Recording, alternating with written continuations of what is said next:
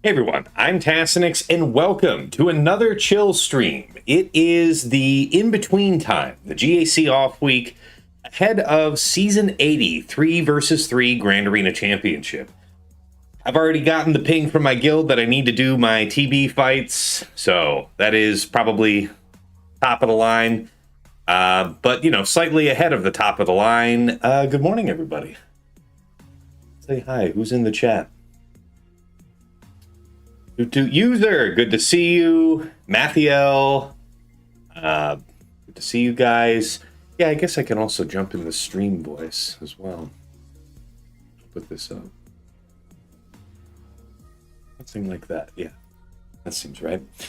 Hey, Vin, good to see you. Bane, good morning. Good morning, everybody. I guess, you know, good afternoon to all the Europeans in the chat. So, first order of business, let's go ahead and just dump all this Conquest energy. I actually need more crons right now. Probably not that many crons. Yeah, that's about the right number. And then a whole bunch of Sector 3, because I hit up Sector 4, and I think I'm a little heavy on the one currency, the later one. 464 to what? 716? Yeah, I should be hitting here. Because you get more of the lower level on Sector 3 and more of the higher level on Sector 4. Just quickly dumping my energy. I don't bother with going. I play through Sector 4 and try to pick up as many feats as I can along the way. I try to 3-star everything, not deliberately trying to be really inefficient, but I'm not worried about finishing feats or even clearing Sector 5 in the first week. Second week of Conquest, I'm hitting it hard. But first week is all about producing Datacrons.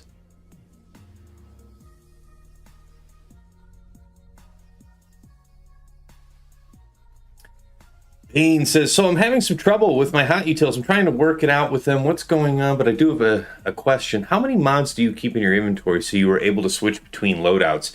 So yeah, I have heard that there have been some issues with using the split feature, which is what I have to use when I'm putting in my TW loadout. I did, in the past, before this issue, I could have somewhere around 150 slots free. So holding like 350 mods, and it would work. But recently here, I had to get down to something like 250, 220, something like that. It was a bit. And then I also had to split it as small as like 10 units in a loadout, 10 or 15. It was a bit arduous here for this last set.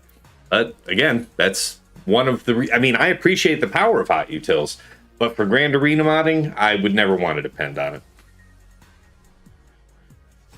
Vin, do you have the same bad experience with the stats on the new Datacrons? All my level 7s and 8s are crit chance, tenacity, and potency. Yeah, they do seem to be a little heavily weighted at the 7-8 mark for duds. So I see what you're saying. That's probably just confirmation bias, though. Will I get 30 level 9 crons the first week, Matthew? No, absolutely not. My goal now, since you're going to always have 3 Datacron sets concurrent, and the larger board that you need to cover is 3 versus 3, you're needing 30 teams in total for 3 versus 3. So 30 Datacrons total across 3 sets. You're figuring an average of 10 per set. And that, you know, you decide whether or not you want to include FDCs in that 10. But for me, I'm thinking if I have something like 11 to 15 of each set, inclusive of FDCs, I'm going to be okay. And you can see I'm most of the way there. That's why these crons haven't gone up further, because they're kind of mediocre.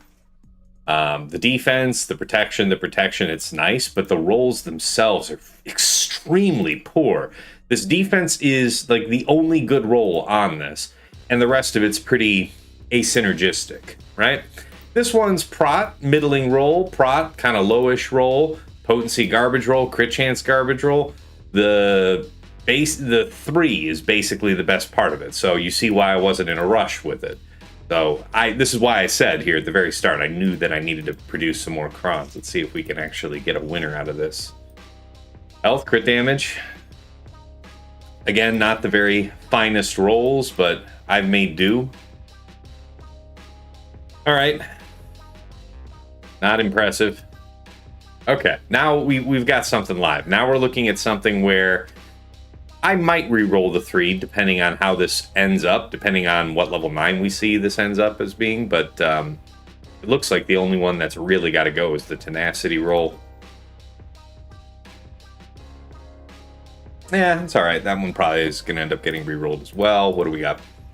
Crit chance, that's poor. Yeah. Well, we're already at this level, so I'm going to make use of that. So the question is, the biggest reason to take this to 9 would be to refine it. We could make use of it effectively at 8 as it is. I might consider that. I can always come back and spend the resources later. All right. Bane says, well, my HotUtils won't load any loadouts that were created previously from about 1.5 weeks ago. It says it loads them, but then it never actually pushes them in the game. No, I have not experienced that at all. New loadouts do seem to work, just a lot of work to redo everything. Also won't load in teams for like Conquest and stuff. That's not good at all, man. Sorry to hear that. No, that wasn't my experience with doing my TW load-ins for this last set of TW. Did not have that issue. Mathiel, so you stop rolling before 6 if trash stats, basically, or save them for later. So I'm looking for winners, because if the stats are poor or they're arguing with each other, you know, like if I get a crit damage that's a poor roll and a tenacity that's a high roll for the first 2 stats, I might sell it. Unless I know that I deliberately am seeking a tenacity mod. Because even though the crit damage is valuable, it's also, in this scenario, it's a low roll, the tenacity is whatever, and then you're always thinking, for every undesirable thing on this Datacron, you're ideally going to re-roll away from it, right? So you're thinking about that cost starting to rack up. And why am I trying to throw these resources at upgrading? Again, you could take a risk on it if it's like, middling crit damage, and then whatever the tenacity is, you know that you're re-rolling it. Let's say the level 3 is good. The level 4 is, I don't know, solid health roll. Level 5 is crit damage. Now you've got something that's trending towards like a health-based attacker's mod. With maybe only 1 or 2 re-rolls, you could stomach that, right? At basically every couple of rolls, I'm reassessing it. And if it's trending poor, if I keep getting bad rolls or very low rolls of what I do want, I may end up selling it. Now, again, you do that within reason, right? Like, I can be a bit pickier now because I have basic coverage in this set. With the exception of not having my Sith, my EP Cron. I do not have my EP Cron set up yet. That is the only item I'm really seeking right now. The potency's okay. The defense is really solid. But even that Cron that I was just working with, that I didn't really like the way it was going, you still see that I didn't sell it. At least not yet. You gotta, especially in the first week of Conquest, don't be in a rush to sell Crons that you're in the middle about. But if it's looking poor, yes, I sell them. I've probably sold off something like 7 to 10. Probably like something like 7 or 8. 7 or 8 Crons so far that I've farmed up and taken up. Probably most of these would be only to level 3. Most of that 7 or 8 that was sold was before it hit level 4. Yeah? Does that give you kind of a sense, like, I'd be pickier earlier on if it doesn't look good? Because here's the thought. If I had to, I would rather spend rerolls, the first 2 rerolls, on stats 7 and 8, right? They're the highest value chunk of stat. They're also the rarest and most expensive material. So those first 2 rolls, if I had to, I'd want to reserve for the last 3 levels of the Datacron. So that makes me all the more selective about the earlier rolls. I don't want to rack up cost on these, you know? All right. Hopefully that helps. Good questions, guys. And yes, if you haven't watched one of my chill streams before, this is exactly what it's for. We're just going to take your questions while I do what I got to do in the background. So, by all means, keep throwing them in the chat. Ganroth, why do you have to stream when I'm at work? Hi, Tass. Have a nice day. Hey, man, you're still here. And, you know, if you couldn't be, you know the VOD's always there for you. Okay, now potency with defense. Not necessarily looking for potency, so this tenacity roll's the only real dud so far. The dark side's kind of interesting. I see potency, and I'm thinking Afra, so now even that strong defense roll is something I might roll away. Bonus turn Sith. This is the droid I've been looking for. This would be... yeah, this is a poor cron.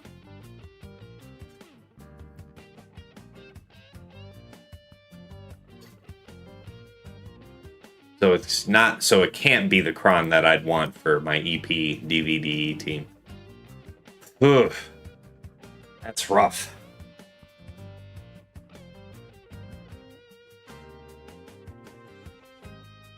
To be honest, the way that Afra is these days, I don't feel like I need to go for potency, because potency implies that I needed the survivability derived from it. And she's huge. She's starting under stealth with IG-90. It's really not her problem. So I'm going to make the executive decision to cut this one. So you saw that one I took all the way up to 7 before just kind of feeling in my bones. It's like, you know what? Nah. An expensive way to weigh things out, I guess, but at least it didn't cost me any more. This one, low roll and middling roll. Not super impressed, man. I've already got a couple crons that are heavy on protection, so I've got coverage for JML and Satil. So I don't have to settle for this, and I won't. It's good that you're seeing a few different scenarios of the level. That's a strong health roll. Tenacity's not that great. The crit chance, I don't know who really wants this, so now we're looking at potentially 2 rolls that gotta go. Defense is interesting with health. We can find a home for that. Protection, now we've got kind of a... Alright, I could live with having to redo these later. That level 2 and that level 3, I could live with re-rolling later. Okay, a bonus turn. Yeah. Okay, I'm glad I'm working with this one. That health roll is rare. The potency's not desirable. So, this one does need some re-rolling. This one is worth taking to 9. I would ideally re-roll this potency first, get something desirable. Health, defense, I guess. That's kind of the profile that this is looking to be. Reroll the protection, reroll the tenacity, reroll the 3. That would kind of be the procedure, yeah? User says, HotUtils doesn't work for me yesterday because CG decided to block your account. Yeah, there was, apparently there was a whole bunch of people that got, like, false banned. You know, they got actually banned, but for, you know, it wasn't intentional by CG. There was no actual harm done. And so I guess those people have been sorted out now, by far and large. Yeah, sorry that happened to you, though. I can't see when I would desire tenacity on a Datacron. The biggest example that comes to mind is for fighting extremely high potency Java teams with your Mother Talzin Marin team, which is no longer a thing. So it would have to be an exceptional case. But it's still wise whenever it's available on a Datacron set to build up, if you can afford to. You know, you'd want to accomplish all of your other goals first, for sure. But after all that, a tenacity cron for 1 for light side, 1 for dark, a potency cron for 1 for light side, 1 for dark. And that way you're covered for weird corner cases that might come up. It's not often that you need that kind of thing, though. So, like I said, get all your other goals done first. We've already got my Datacron, so I'm not really sweating that. But yeah, let's run this one down.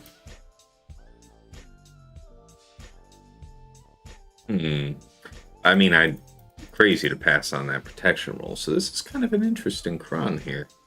We have a crazy, crazy amount of bulk. Defeats an enemy.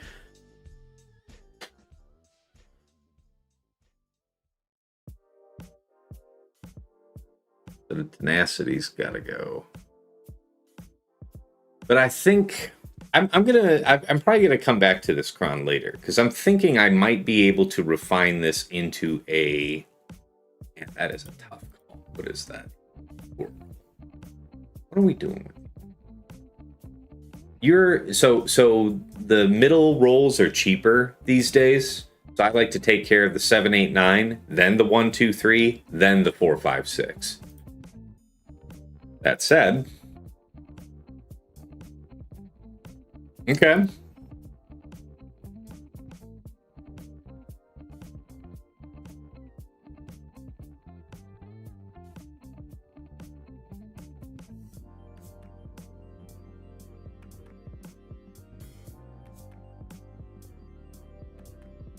Yeah. Yeah. This is just a generic bulk cron. More size than it is defense. Yeah, you can find a couple spots. Not one of my better ones, though, from this set. Anyways. Let's see here. Yeah, Matthew, glad that helps you, man. Well, any experience with 3 versus 3 Stormtrooper Luke Han Princess with Princess Leia level 9 Datacron? No, because when we were here last, we were using that Stormtrooper Luke Cron from the set that just expired, right? So no, I have no experience, but yes, if you're inclined to set that on defense, that would be the one to use, right? Do I even have one of those? I don't even have one of those. I might look into that. I don't know how. Oh, see, I've got materials to go after such a thing. What would the ideal look like for that cron? The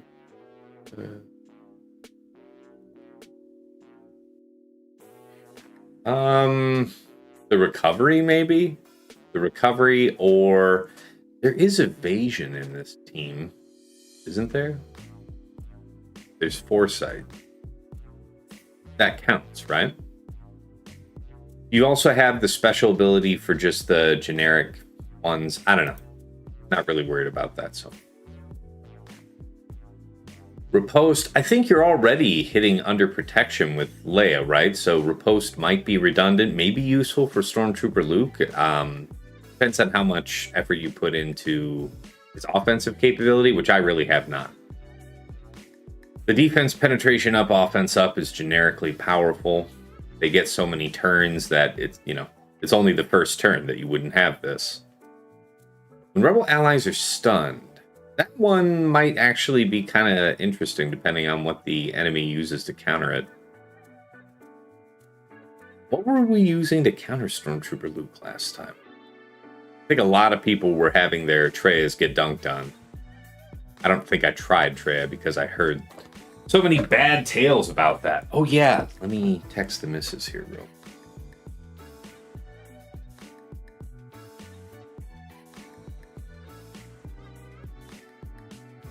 All right. Relic, thank you for the follow. Welcome. Welcome to the channel. Hey, Grax, good to see you. Let's see. Womprat, going into your off-boarding meeting? Yeah, man. Catch up with you later. Dr. Faust, good to see you. Marin versus Jabba would have wanted tenacity on the cron. Yeah, for sure. I like that a lot. Because it was a pretty... There's a couple different ways that you might go after impeding Mother Talzin Marin, but one of the more common ones was to stack high potency so that you'd be able to more readily land a high number of thermal detonators on Marin and blow her up eventually. But that is all in the past. EP DVD with the Scorch, Mara, or Royal Guard? I think Royal Guard. Mara Jade... I think I got a couple holds last season with the Focus Datacron with Mara Jade, but that's probably just a function of the newness of the team at the time, as opposed to it being like especially crazy. Ooh, my wife's offering to pick up stuff from that bakery. I think I might, folks that hang out on Discord know that there's this local bakery that I'm in love with. Sure.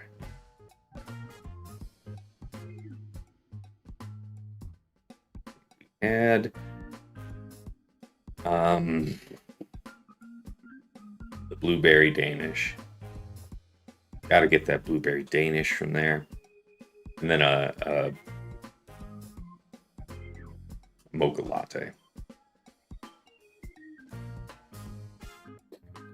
That sounds fantastic.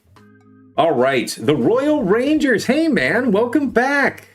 Hey, Tass, after a 4-month break, I'm getting ready to come back to the game. Wondered where the era of anniversary tunes ended up and their priority for farming, because I need to farm stars and mods.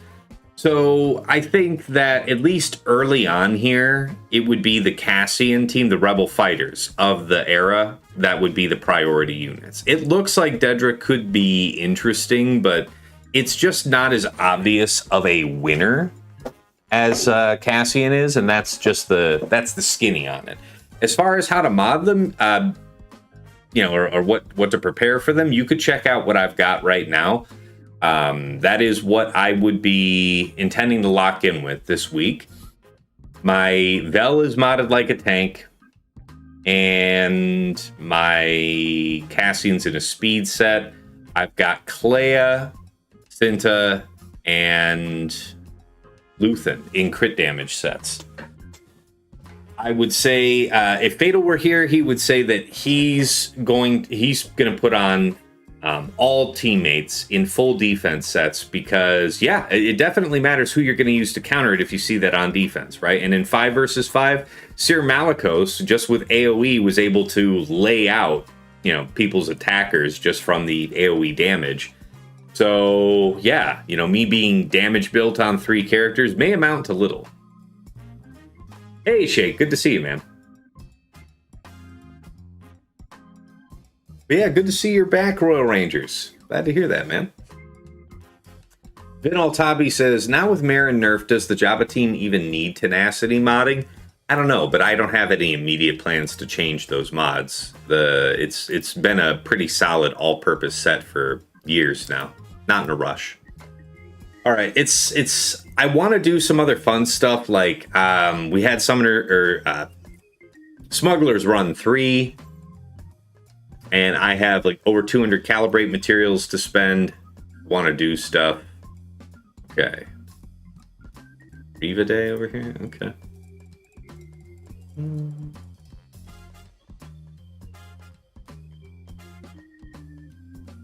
I think that's a fact to reply to Richard about the view unit.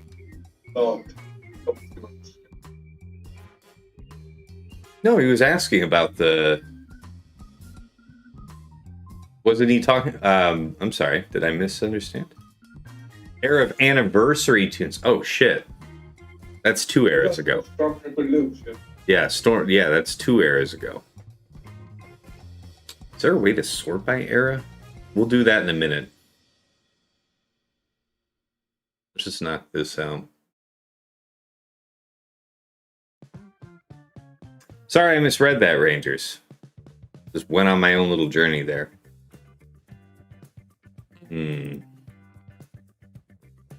Wah, wah, wah. All right. User says, what teams do you see benefiting at the moment most from Relic Delta and top 100, if any at all?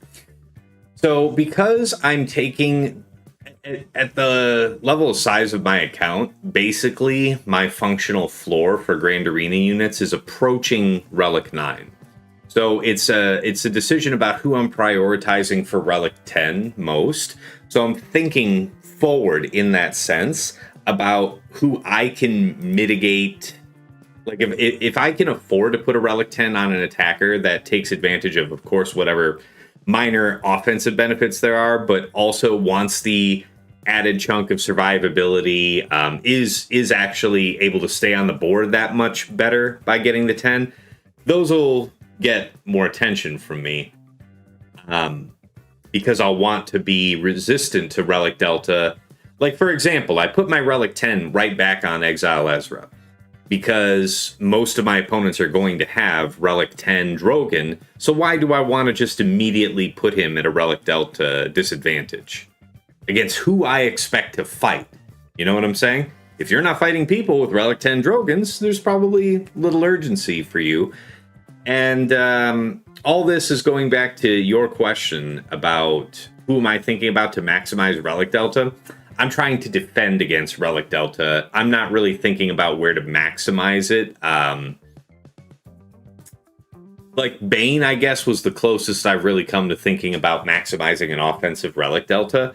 Because not only are most people on the opposing team still Relic 9, but also you get a multiplier when you are undermanning for Relic Delta. So it's even better for Bane. But outside of that, I don't really think about it that way. I'm trying to block the way for my opponents with Relic Delta in my favor, because if you're chasing it more often as an offensive thing, then that means that the value of it is lost just as soon as the opposing team is Relic 10 on the relevant, characters that you're trying to pop. Hopefully that makes sense. Yeah, the question was about the Arab anniversary. So yeah, that is my bad, Powell. I will go back to that here in a sec. Okay, so Grax just wrote it out for me. So it's DVDE, Stormtrooper Luke, Inquisitor Barriss, New Asajj, and IG-90. Wow. If you have a developed Afra, IG-90 is probably the single biggest value add. As far as a new team, DVDE was great with the Focus Datacron, and I imagine with this new EP Cron, especially if you're having the bonus turn when they're under 100% health for the first time, which DVD will start the battle with, so he'll immediately pop off with a bonus turn. I think that team will still perform well for the lifetime of this new Datacron set, and then it might fall more into obscurity. Like, for example, Gungan's still actually a really great team, but I do find a surprising number of rounds where I don't even use the team, and DVD may trend more in that direction.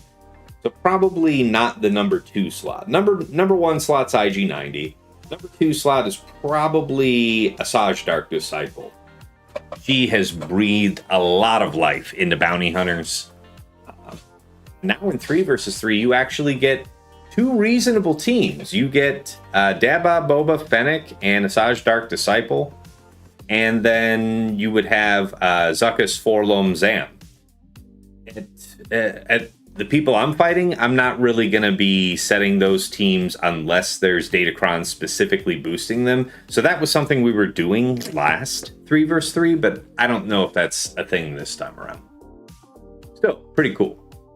So she's probably the number 2 unit. Stormtrooper Luke is really, really strong. Of course, he's a leader in 3 versus 3. He had, just like the Asajj Dark Disciple situation, his team was getting boosted by an FDC when we were in 3 versus 3 last time. And now you would be rotating probably to that Rebel set where you can get the Leia level 9. So it's still boosted, you could say. Probably still got some life on defense in it yet. But after that, more of an offensive team, because it is hilarious. You smack the shit out of people on offense with that. So if you're like me, I'm not really needing more offense teams most of the time. That would make it a little lower priority to me. It is balanced out, though, by the fact that Stormtrooper Luke is actually pretty nice with GL Leia in 5 versus 5. If you have a robust Stormtrooper Han, who's not only tanky, but having some potency as well, the turn meter reduction off of Stormtrooper Han can be forbidding. So, something to think about there. I'll think about the ranking of him, though, in a second. So, IG-90, Asajj Dark Disciple, Inquisitor Barriss is also really good. All right, it's time to make a judgment call. Inquisitor Barris feels really nuts, but we also have Inquisitor Datacron that's making that team better right now. So it's not intuitive to me how to separate those effects in terms of what I remember, because the performance of Inquisitor Barris is really incredible on offense.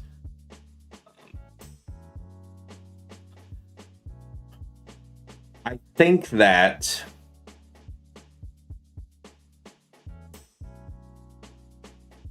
Inquisitor Barris would make the most sense because it's a single unit. You probably have I recall you would have a already set up Inquisitor's team.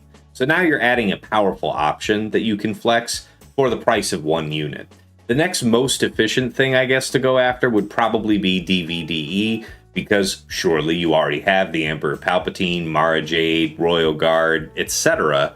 at the ready to pair with them. So again, relatively low investment to get another complete option. And that would leave you with Stormtrooper Luke last, because again, even though the unit himself is really good, maybe you don't, and a lot of people would not, have a well-developed Stormtrooper Han and Princess Leia. So perhaps that's the least... Yeah, that's probably the best way to prioritize those, irrespective of the current Datacron meta. Hope that helps. Grax says, for the Stranger, would you say just run the starting turn meter from the last set, or does anything from this set, the level 3 and the Sith level 6, do anything that might do a bit more? Probably turn meter with armor penetration. Jumps out to me immediately, Grax.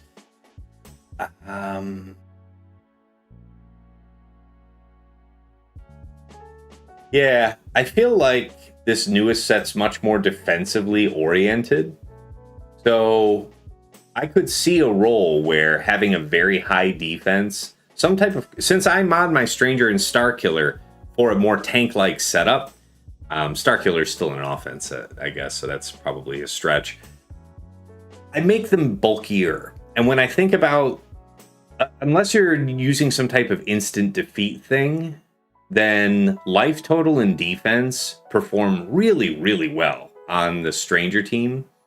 So I could see you using one of the new set, because it's very rich in defense. The defense values are high. So if you got something with high defense and high health on it, with like a speed up level 3, I don't know, like a Sith bonus turn level 6, and when they decide to focus on Stranger, maybe that gets you something.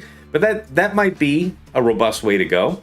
If Satele ends up working well against Stranger in 3 versus 3, then you would probably strictly want to go for the health, right? Defense won't save you from true damage. But yeah, hopefully we answered your question earlier, Royal Rangers. All right, next mission. Oh yeah, this one. Oh, you guys. This right, so it's an annoying get out of it.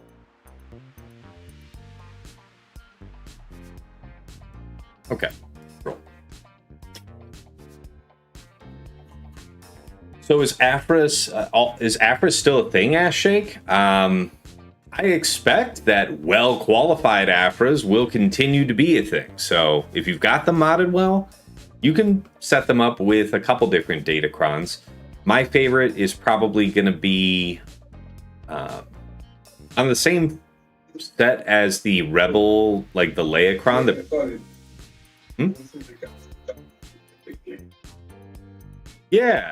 Yeah, I think so. Yeah, I think so for well-qualified Afras. I think that is a thing. Yeah, I was doing it without IG90 before, right? There hasn't been a real lifter added to Jabba. It's just different Datacron metas. IG90 made the team kind of undeniably better.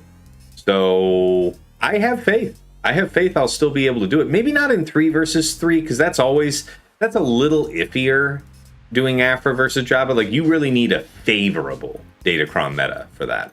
And I expect that I'll still see people with a ton of defense on Java, we had that focused Datacron, which, if you were with us early in this last 5 vs. 5 season, early in the season, I was really worried about doing that. Really worried about trying Afra versus a very high defense Java. And I should not have been worried at all, because absolutely just dump trucked it. I wonder if that holds up the same with like a high armor penetration cron, or crit damage cron with the dark side offensive buffs up level 3. Something like that. Grax says, I'll see what I end up with when going for the Datacron for Bane. If I get something nice, I'll try it out and see how it goes. Yeah, I think Dooku for Bane or Sass for Bane. But I mean, Dooku for Bane's pretty cool for a number of fights. I don't know if there's a lot of life breathed into Trench just because it's boosting Dooku, right? Because it's still a Sith Kron set. You know? Although the max health damage level 3 with Trench would be kind of interesting. There's a lot of debuffs coming out of that team.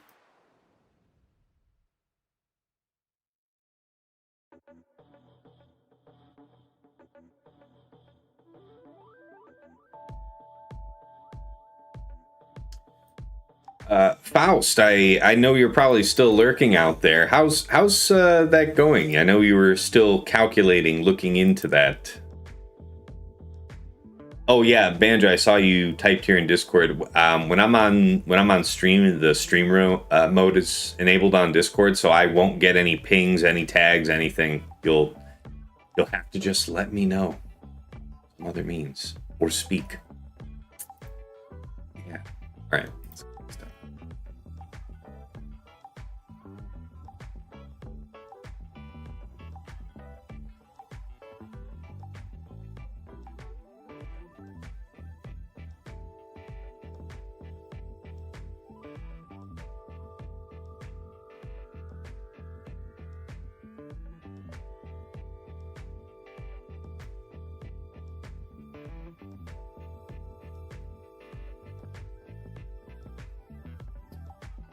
Grax says, since my Sith Empire is not really built, I was debating between just building that for Bane over the gamble of going for a Dooku.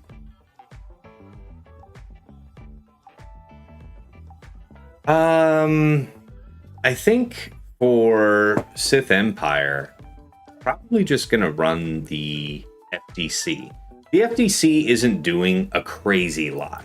It's not super awesome itself, but as far as a stat profile, like just the very high health, just great for Malgus, and whatever little benefit you'll get from the Datacron abilities is okay. The armor penetration, the tenacity is almost entirely wasted.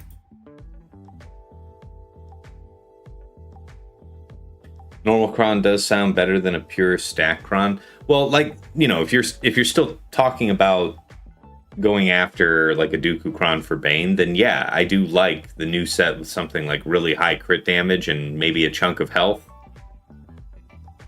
What 3-6 do I recommend for Bane? Aw, man, how convenient, how auspicious that you should ask, because I have recently made both I didn't make it. I have to call out to the Lost Womp Rat, who both recorded the video and prepared the infographic on this. I was happy to collaborate with him on it, but he is the one that was doing the lion's share of the work for sure. So this is already available on my Discord. I'll drop the link here for my Discord if you're not already part of my community.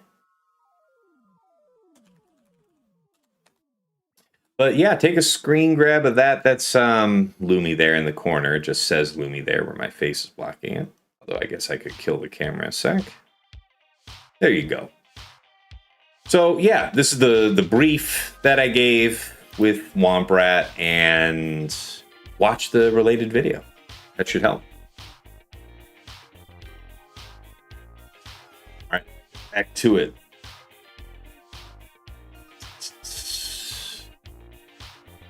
Dispel this.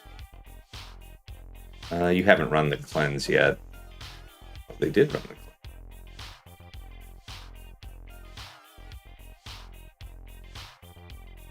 Well, it's not very nice at all.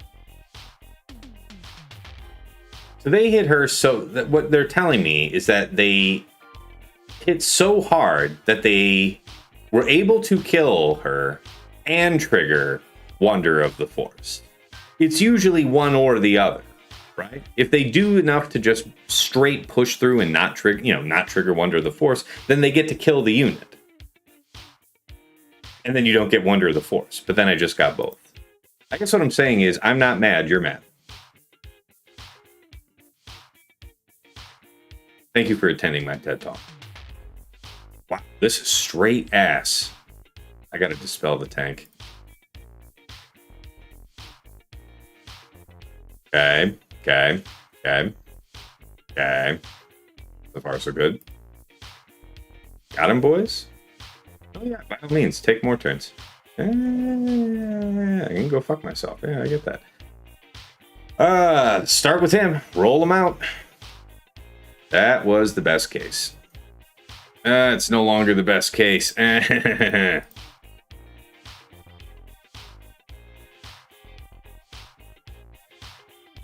I mean, I guess.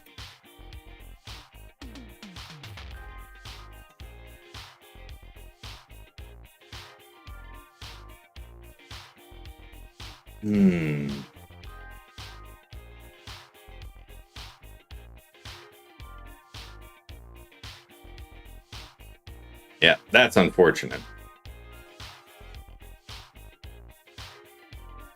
Sometimes you get RNG'd into non-existence.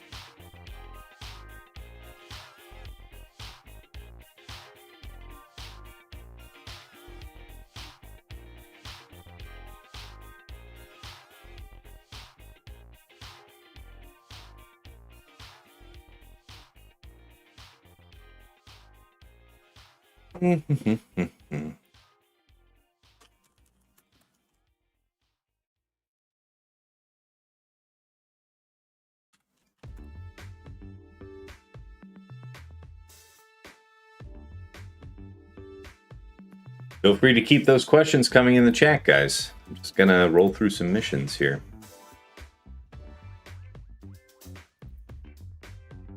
I'm taking a lot of your questions, but I'm a little behind on schedule now for PB.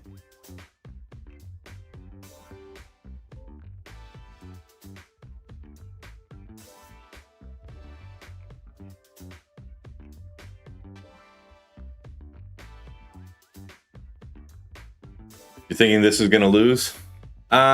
This one's really rare for me to lose. That I'd say I win about 2/3 of my attempts on the Bo-Katan team. I win 2/3. So you saw me lose today. I feel like that happens less than half the time. This one's really rare for me to drop, but it has happened before. Won't say never.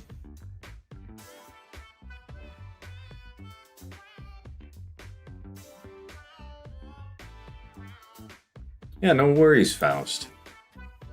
So you compared a few fully modded characters. It looks like for your personal cat, defense % primary is more survivable than % health before the unique. In practical terms, though, consider her unique that would always be active for her, and with vanishingly few exceptions, she's going to be with JMK, which further boosts health.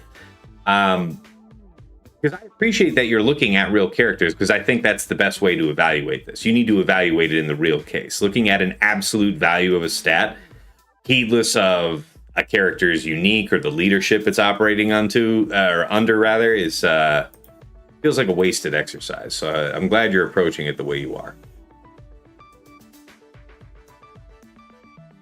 Unfortunately, the calculator I built to compare fully modded characters with unique and leadership active to compare primaries and sets never considered a two-piece of defense. Yeah, so got to really get under the hood for that type of thing. Ranger says, Royal Ranger says, what is the team comps for the anniversary tunes and the Stranger's final team comp? So, Stranger, Starkiller, Spider Mall is the premier team. It is for the 3 vs 3 version of the Stranger team. You run it with the Darksiders. It specifically is for that. Some people choose to split off Starkiller from that, so you have Stranger, Spider Mall, and Mall you could run. Malicos is, I think, also qualified to fill in that slot. But the point is that you could have your EP, Mara Jade, Starkiller. I want to say I had an interesting split at the end of the last season that I yoinked off of somebody else. I'll show it here. Let me get through this.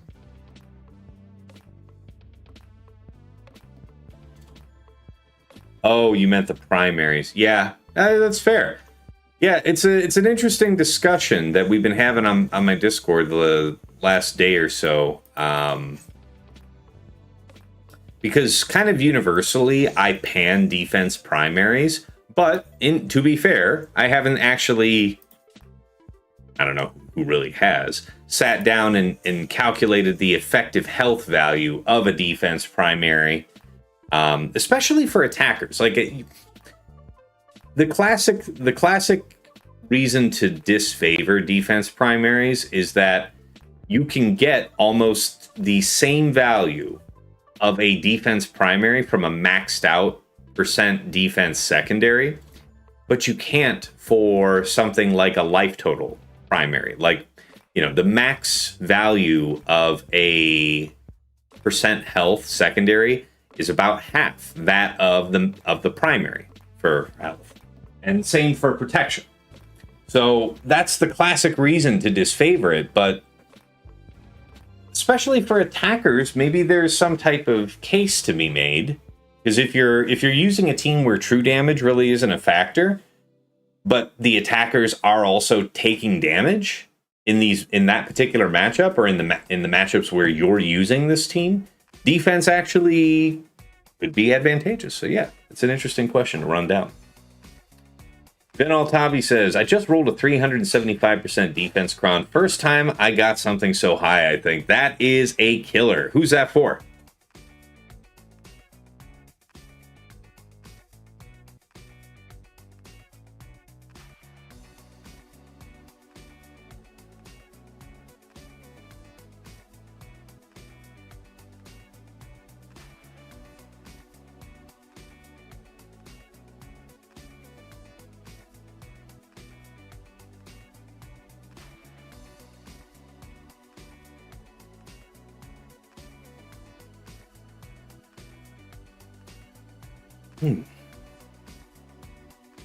Ha ha ha, Banja. Classic.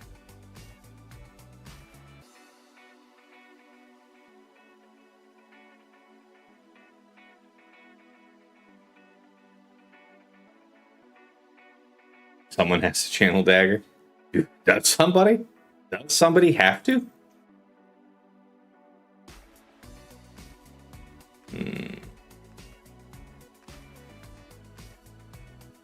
I'm going to hold it.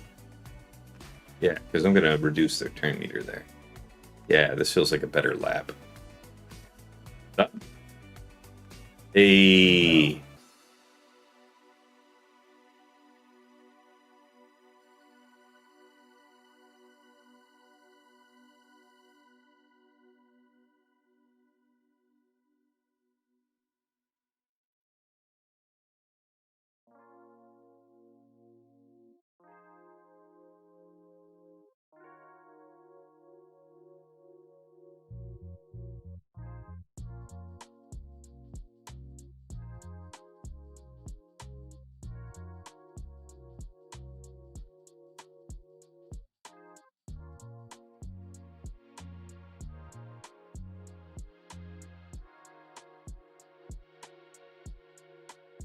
God damned.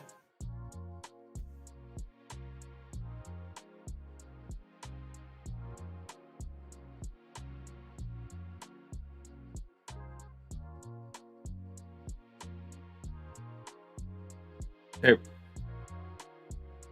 How am I planning on handling Jabba in 3s?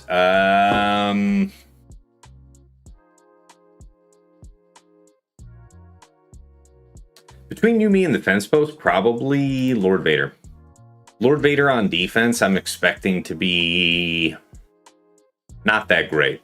I expect that like Lord Vader and Satele both suffer from losing a couple of their teammates, going from 5 versus 5 to 3 versus 3, but I still feel like the balance of power favors Satele, because it's not that tough to manhandle Lord Vader.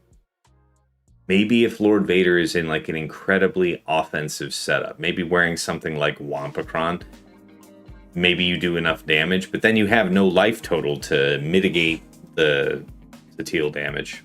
But then again, if you try to outlast them, maybe that, yeah, you'd have to have like a crazy ass health Datacron, right? Maybe you use your Sith Empire Datacron there, your Darth Revan FDC there, right? High health, high armor penetration on Lord Vader. That's kind of nice.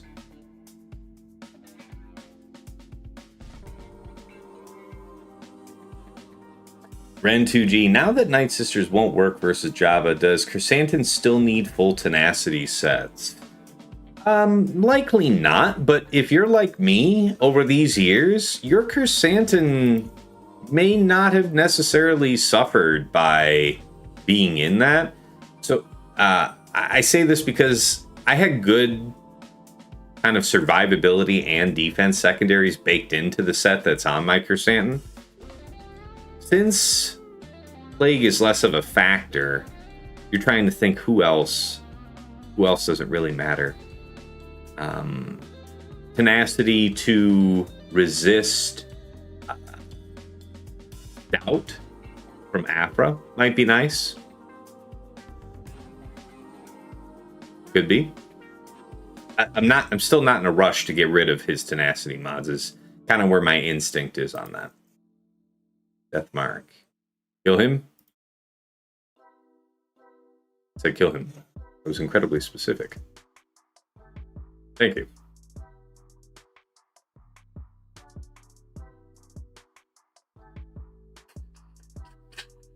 So yeah, anyway, yeah, I'm thinking Lord Vader's going to be kind of iffy on defense, so maybe first idea for Jabba is just applying Lord Vader there to be clean, especially against the people I'm tending to fight these days. Clean is 57 is only the beginning for me, guys. That's the life I lead. All right.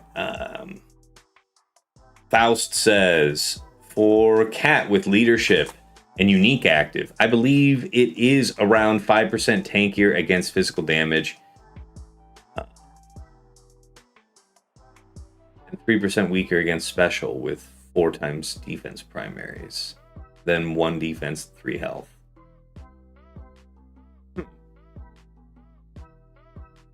Okay. So not a big difference and pretty sensitive to armor value. Cat is also not the best example since she might fight true damage. Indeed. Yeah. So we are really looking at a very specific question here, because there are an awful lot of teams that deal in true damage, and certainly raw life total would be something we would, favor over sheer defense. But outside of that, yeah, it is possible that a defense primary could be not universally a joke, which is why we're looking into, why I appreciate Faust looking into this. All right, username. Then Maz would kill Lord Vader. Yeah, Maz may well. I think Maz will. For my patrons, the preview episode for this upcoming 3 vs 3 season of Plotting and Scheming came out just last night. We do talk specifically about the viability of Maz, and we think it's good. It was doing it last season. Not all over the place, but it was able to do it. And I think you can still get away with it.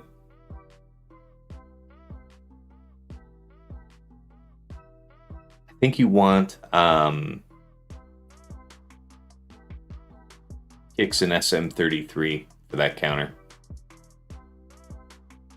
Oh, yeah, user. I see your point. You're saying that since Maz is able to get the job done, that's just doubly another reason to not set Lord Vader on defense.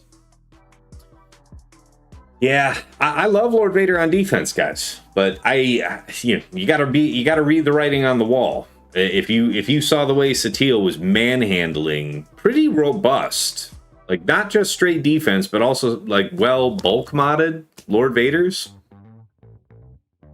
kind of concerning. You don't appreciate me beating me in waves? Listen, there's a couple of my guildmates that will occasionally say, they'll DM me and say, I'm coming for you in waves. And it's one of those, you may by all means try. Come get me. All right. They want Spectre there? Interesting. Fine.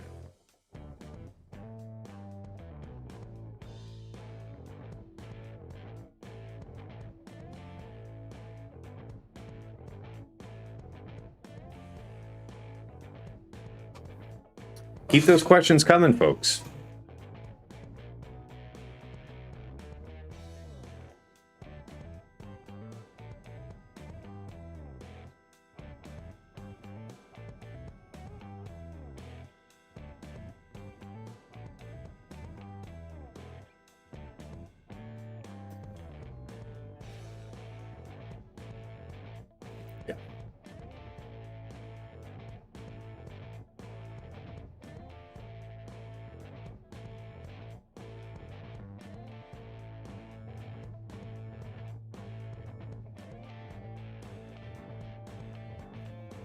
El Neurostam. Another question. Ray Comp includes, besides Ben, Barris, Cal, GK, Zalbar, RJT. Maybe we have better options for the upcoming 3 versus 3 defense. Yes, we talked about this in the latest episode as well. Cal is going to be a classic impediment to Seer Malicos. You can still get through with Seer Malicos, but it's usually the you can put some tax down with banners. Yes, this is a good time for that. Let's bring you out. How is Fatal feeling about the Marin nerf? He's not too upset about it, in the sense that he's come to grips with it, and there's still good use for Marin. And of course, a lot of people are thinking, like me, myself included, that I took my Marin right back up to Relic 9 and put the Omicron on, thinking that anytime I'm wanting to put Great Mothers on defense, you want to put Marin in there so that it's a tougher matchup for Malgus. Otherwise, it's really kind of a dunk for Malgus. So that really is the difference there. But Fatal was making the case that Mother Talzin with Marin on offense has had in recent times other high banner, non-Jabba opportunities, right? So, yeah, the future is not altogether grim for Marin.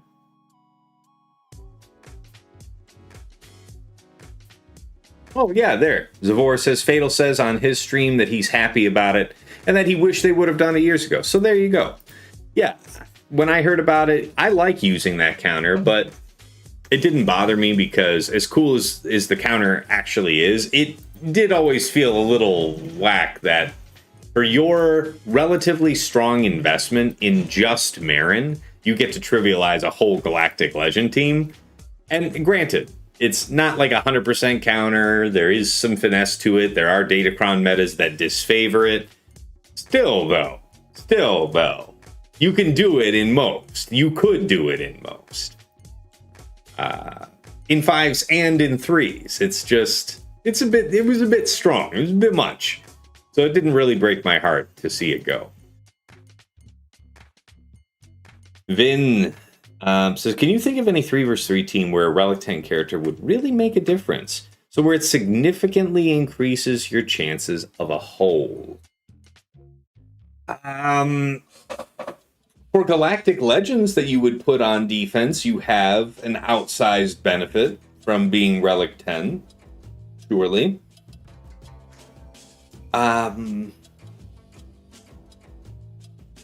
Your attackers on offense for teams like consider Master Qui-Gon in Queen Amidala.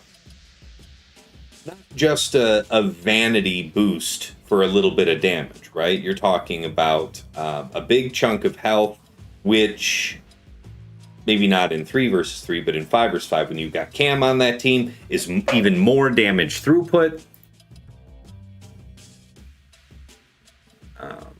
Bane, of course, characters like that. But as far as who you're putting on Relic 10s on attackers that are going on defense, ones that are just getting blitzed down, like I suspect that Cinta is going to be priority number 1 to put down on the new Cassian team, because Undermine starts rolling out quickly, and once it does, when Rebel Fighter allies use special abilities against undermined enemies, she assists, and she's going to hit really, really hard if you've built her for damage. So I took her to 10, as well as Clea, to maximize everything, but also, I don't have the defense mod budget to assign good attacker style defense set mods onto them. I don't have that much depth in it yet. So every little bit of survivability helped, and I could afford to do it with the Relic 10 materials I had banked.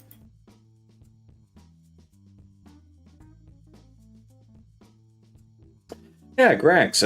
I also used Marin without the Omicron and at Relic 3 to take out sides against Lord Vader a few times. Sure. Yeah, there's pick apart options you could always take advantage with the Mother Talzin team. Yeah. Oh, not Clone Vader. Yeah, okay. I think Ben and Drogon are great options for 3 versus 3 specifically. Ben was one of my first 5. I think he was number 4, actually. Number 3 or number 4. So he was one of my first few Relic 10s. Drogon came later, but yes, he is better as a Relic 10 in 3 versus 3, particularly if you're thinking to put him on defense. That 50% added health really shines with the chunk that you get from Relic 9 and Relic 10 combined. It's a pretty appreciable difference. Plus, if you have him offense modded like me, that boost going from 9 to 10 actually is about worth like 600 offense to him. I was surprised by what it was worth. Not a bad call there, Isaiah. Why are you doing this to me? Stop that.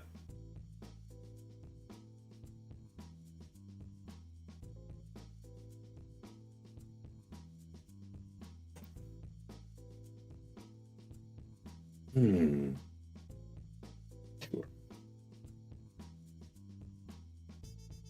I think we're at the auto level now.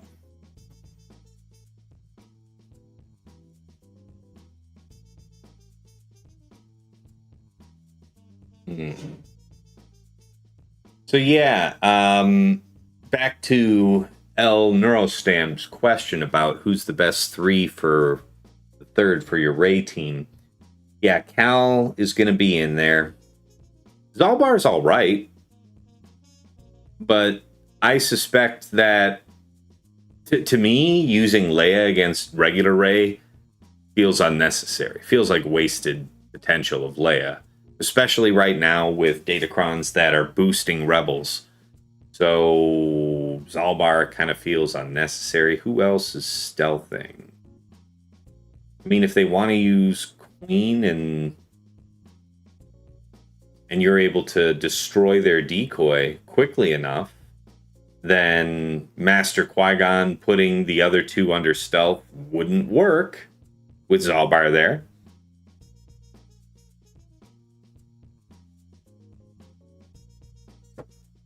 What about R2 since he shares all of his stats?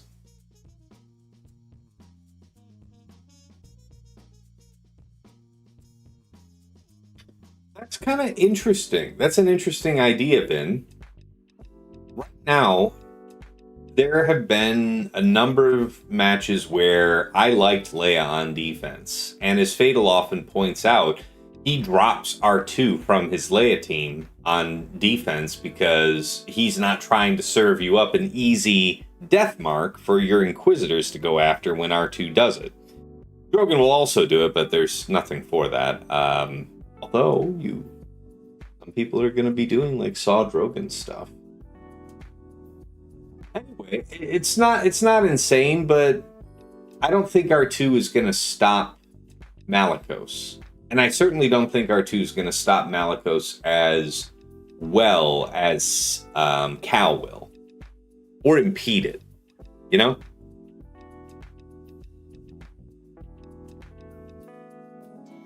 Zeta says, also, Maul Hayfield is going to be super obnoxious at Relic 10 when only 3 characters can hit him. Yes! Oh man, I mean, for sure. Units like that, absolutely should be getting Relic 10. But you don't need to be told that if you're participating in these era battles, because you needed to have him Relic 10 for that era. But if you weren't there, I guess, yeah. Relic 10 on Hayfield's a good one. Have I missed any questions? Let me scroll up real quick.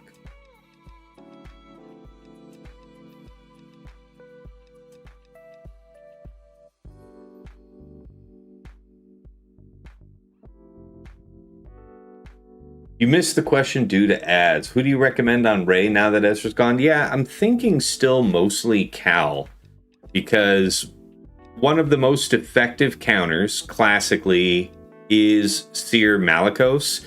The last couple of seasons of Grand Arena in 3s or 5s, I've been making less use of Seer, so this feels like a high time to take some advantage of that team again. I know people are going to try it. I would specifically mostly be trying to impede that. And I think Cal's probably the best way to do it. Malicos against Leia?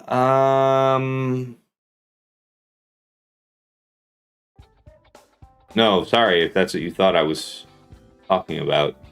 I might have gotten lost in the weeds there for a second, Vin, so if I gave you that impression, no, that was not what I was saying. Was that me having a... Oh, that was my camera shutting off. Interesting. Let's fix that real quick.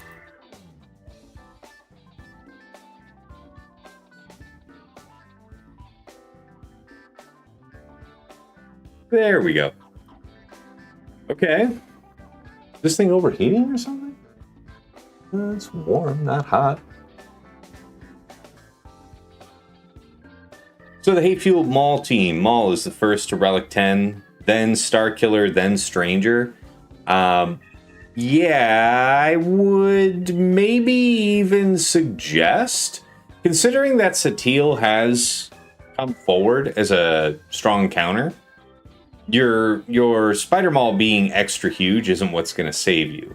Your Starkiller miraculously surviving the mark from JKR and then the assists that trigger the true damage based on Satele's current max protection, that can just immediately blow up Starkiller, and then the fight is essentially over. Doesn't matter how big anybody else is. So maybe, if you haven't done it already, 3 health primaries and a crit damage triangle on your Starkiller. Definitely Relic 9 at the higher end of the game. Very strongly encourage Relic 10, with other priorities already having been met. Grax says, since I do not have JMK, I will be running Rey, Ben, Cat, Cal with GK. That's in 5s, okay. Until I get another Omicron, and I'll build up Zalbar for Cat to better bounce off. Yeah, I mean, you're not going to be poorly served going and building up your Zalbar. Amazing tank. Oh, it said R2-D2 won't stop Malicos?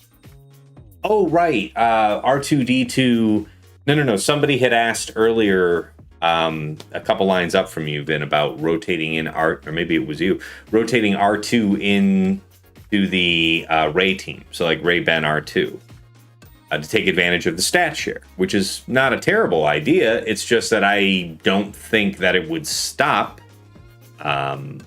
it's a good value moving R2 out of Leia, because then you wouldn't have R2 triggering Death Mark if the enemy's bringing Inquisitors against you.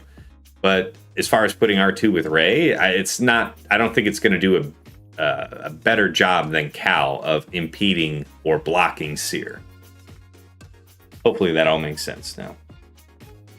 Megatron, good to see you. Good morning, Tass and friends.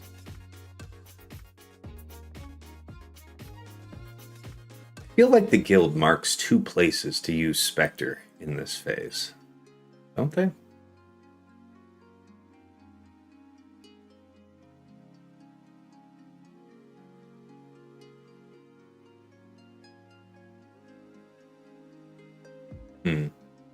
Anyway, Phoenix goes here.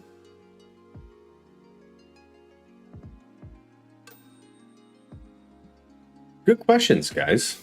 Good stuff. Yeah, when I get through this TB, got a couple other fun items. Just rolling up my calibrates here. I saved that for you guys. We'll see.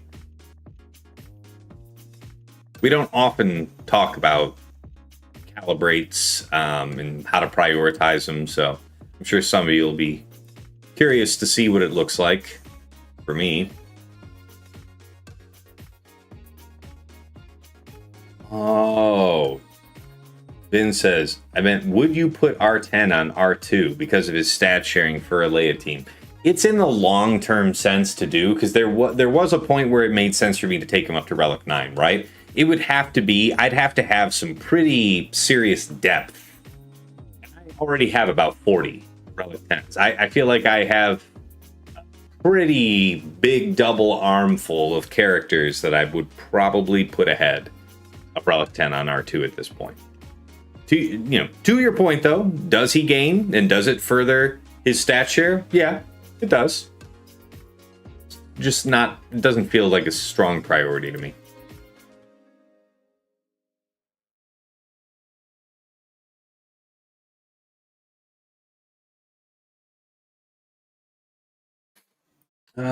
We have to actually kill a couple of these guys, so yeah, we'll take it off auto when we have just a couple turns to spare.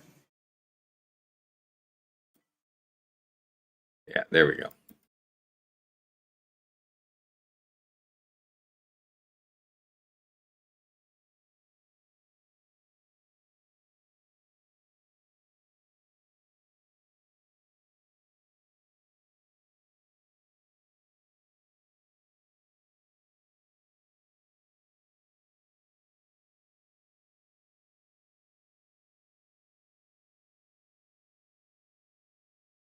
Best case scenario.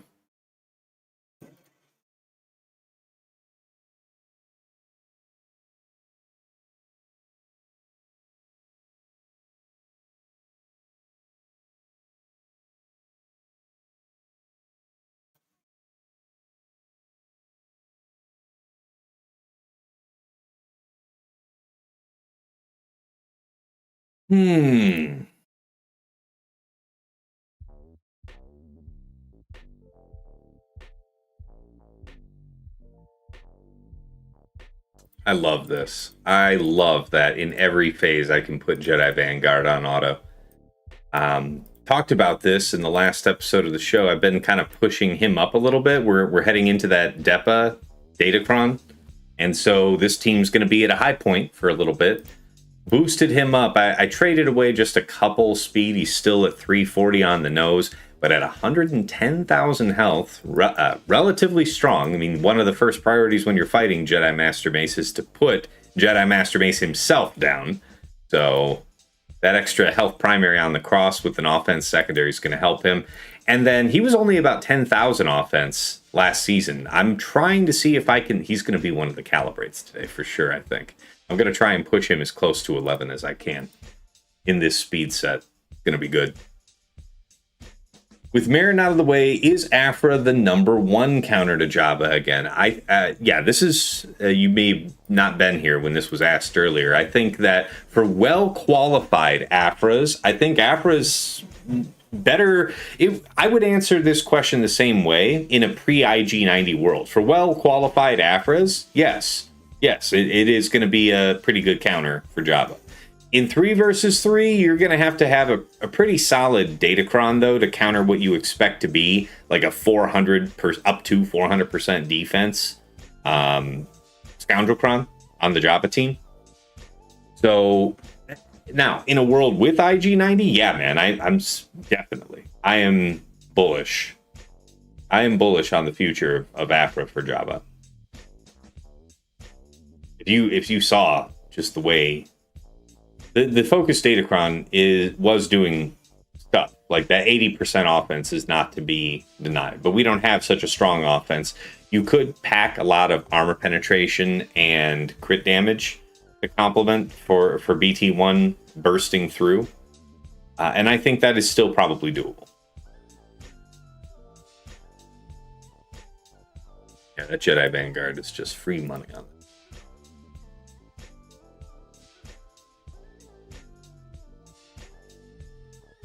Wrong character.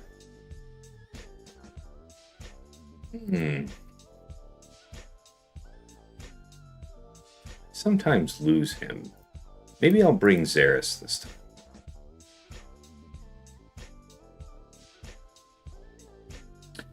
Darth Bane in the chat says, I unlocked C yesterday, and after tinkering with some mods, I have him just under 200,000 health at Relic 7 with 489 speed. Would you say that's a good starting point? What should I aim for numbers-wise? What should you aim for in very specific terms, like what you're asking? For me, is always relative to your competition. If I were wanting to do this in the most sensibly applicable way, I would look at right now in where you are in the Grand Arena rankings, look at the 8 players above you and 8 players below you, and that's like maybe your total pool for whoever you might be matched with in the widest possible sense, and look at what their Sith Eternals look like. And if you are an outlier for the average, make an adjustment. But the numbers you cited are really solid. Like, for about 490 speed and 200,000 health is a strong mark for even higher relics than Relic 7. The bigger difference that you'll see is that a lot of us will stay around the 200,000 health, 490 to 500 speed, but what we're looking for then is to stack up defense. There are certain matchups where you can still solo with Sith Eternal. Defense makes a difference there. Probably not here in the immediate future, but like one of the cool ones to do would be like Jedi Master Mace. Probably not doing that with the Datacron if I had to guess, but still, like a well defense modded Sith Eternal with solid basis of health and speed anyway, controlling for that, can do stuff like Jedi Master Mace that without that defense you have no business trying. You have no business trying. So that's kind of the high-end consideration. You've already got the health and the speed at solid points, so if you're really thinking about the future, and eventually when you put more relics onto them and push that health well above 200,000, now you've got more mod stat budget to push away from health and towards defense. Look for that. Relic says, Tass, who's better on Queen team for territory battles, Barriss or Padme? I think Barriss. Padme's usually just chilling with JMK in TV. What am I doing here? Am I, for some reason, not putting this on auto? I think I want to have cooldowns ready. Wait, you're going to do this wrong if I put you on auto. Yeah, exactly. You're out of...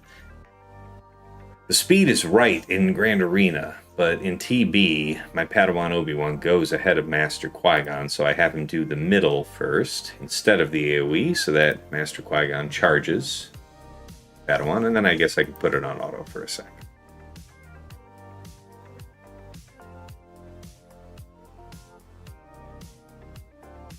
Yeah, you're welcome, Bane. Glad to help, man.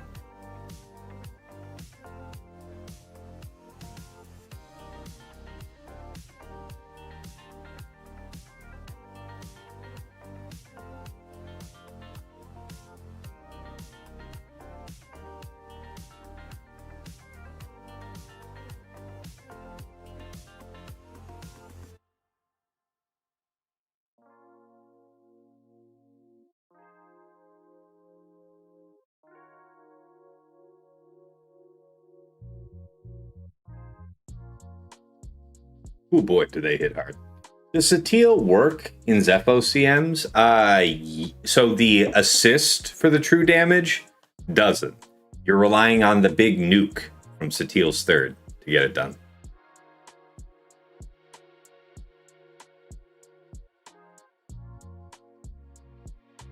Oh man, does this suck?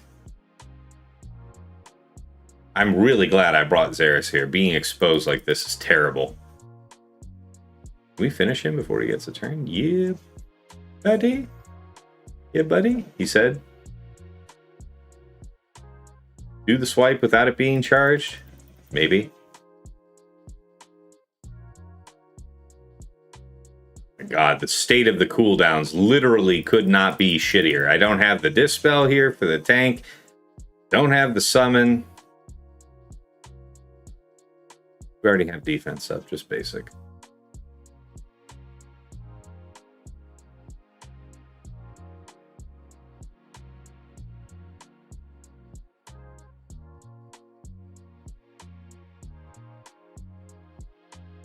His turn meter. Yeah, Cam. Don't take no shit from nobody.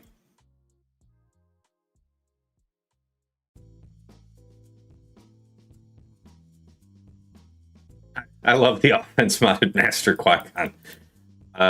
Watching his basics like be triple or something of Padawan Obi-Wan's, hilarious.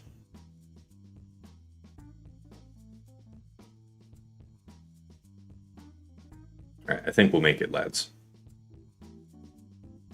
How does Padawan Obi-Wan charge his second special?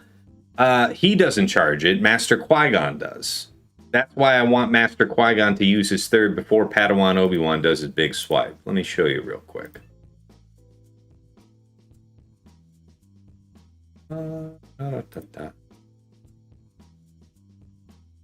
And so blah, blah, blah, a whole bunch of stuff happens, and Padawan Obi-Wan gains 30% offense for 2 turns.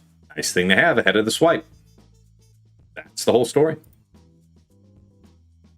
Oh yeah, you wish you had the mods to make Master Qui-Gon an offensive monster. I mean, he is, and Relic 10 is also kind of nice on him because that 10% crit chance for a special attacker is very premium to come by. That's very tough to come by, especially if you're already stacking it, right? So here I am, just over 100,000 health, getting a little bit more offense throughput through Cam as an ally. You've got just over 12,000 special offense at 80% special crit chance. That is banging, man. He is a bad lad. God, that's such a terrible cross. I'm really happy it's here. Wow, you know, specifically for this character, if he wasn't already at a nice round figure like 80%, it might eventually have been worth to roll away that potency slice for crit chance, but that is of absolutely no urgency. All right, back to TB. We have work to do. Ghost. Oh, they took my profundity, did they? Okay, I hit that deploy button for this phase, and it said 14 units placed, and I'm like, good. I'm sure that won't be a problem. So let's find out. 1, 2.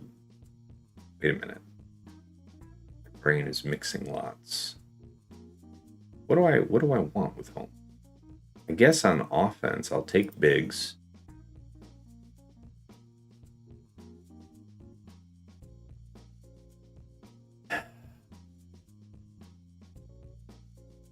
Yeah, I mean,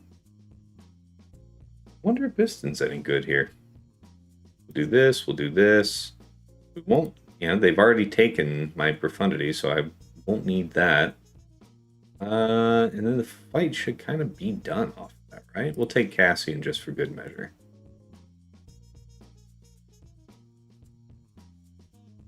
Cam is a pseudo offense modding for Master Qui-Gon if you run full health. Fair point. That's I'd mark that in the you know, somewhat to largely true category. What are we doing here? All eyes on the tank, yeah.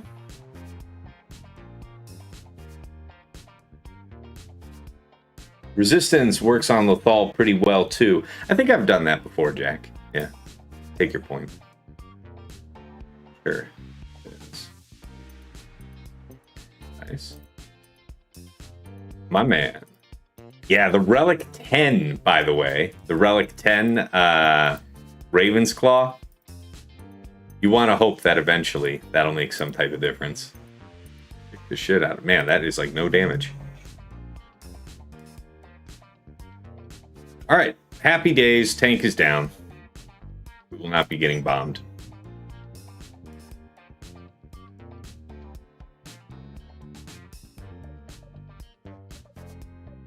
Hey, Frick Frack, good to see you, man. Welcome. Will Night Sisters still at least kill the ads on a Java team since the nerf? I mean, I guess they're still technically vulnerable to plague, but it's not realistic for me. Like, I don't... the era of planned two-shots because you're putting something so powerful on defense that you're confident that you're going to cost them more banners, even though you're planning to do a two-shot, that's not where we are anymore. I don't think about it like that anymore. I wouldn't advise that you do either.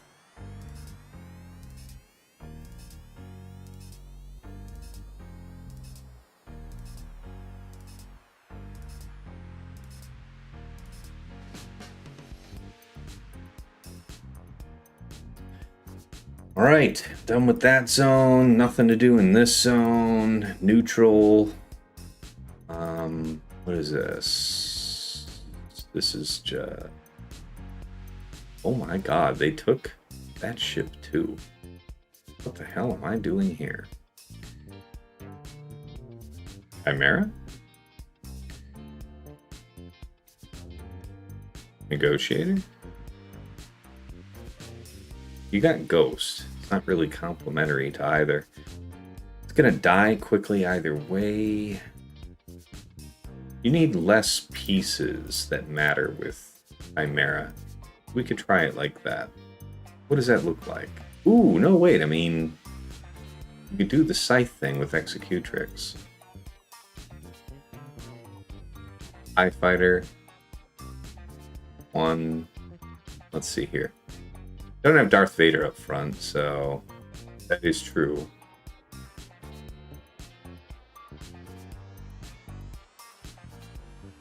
Which means that you don't have the quick move reinforcement, so maybe that is a solid move. We bring you because it's natural, that because it's smart, that because it's smart, that because it's fourth. And then we gamble. Yeah, Zeta, if you're planning a two-shot, you've lost before the round starts, IMO. I think that that's less true in threes than it is in fives, but it's still largely true.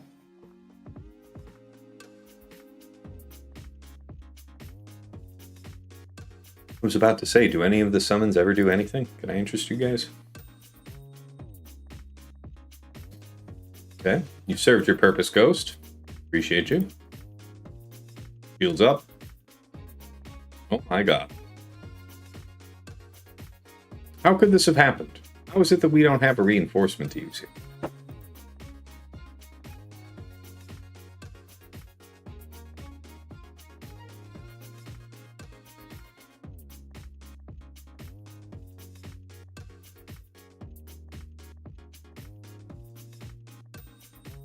Please don't eat me. Please let me live long enough for a reinforcement? Maybe? Yeah, it is whack that they took my fleets like that.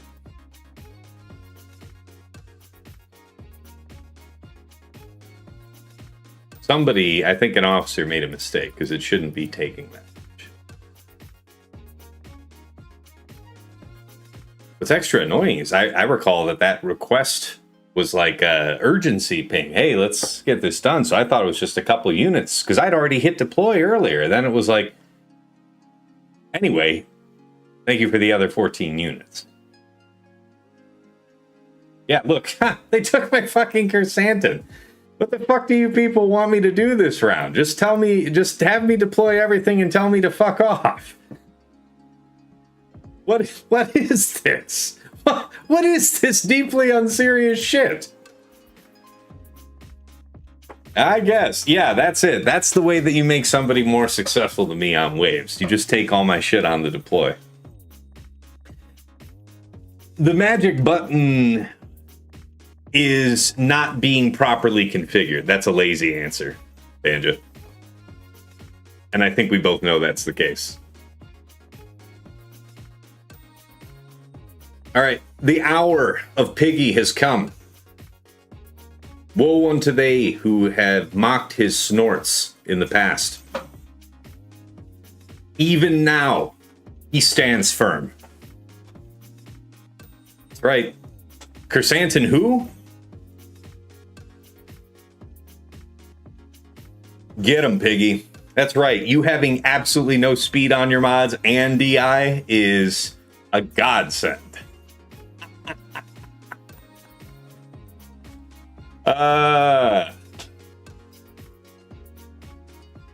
Yes, that's right. Other guilds don't have such a thing set up where if a random member clicks a button, it will take every possible last one of any of the missing units that have not been deployed.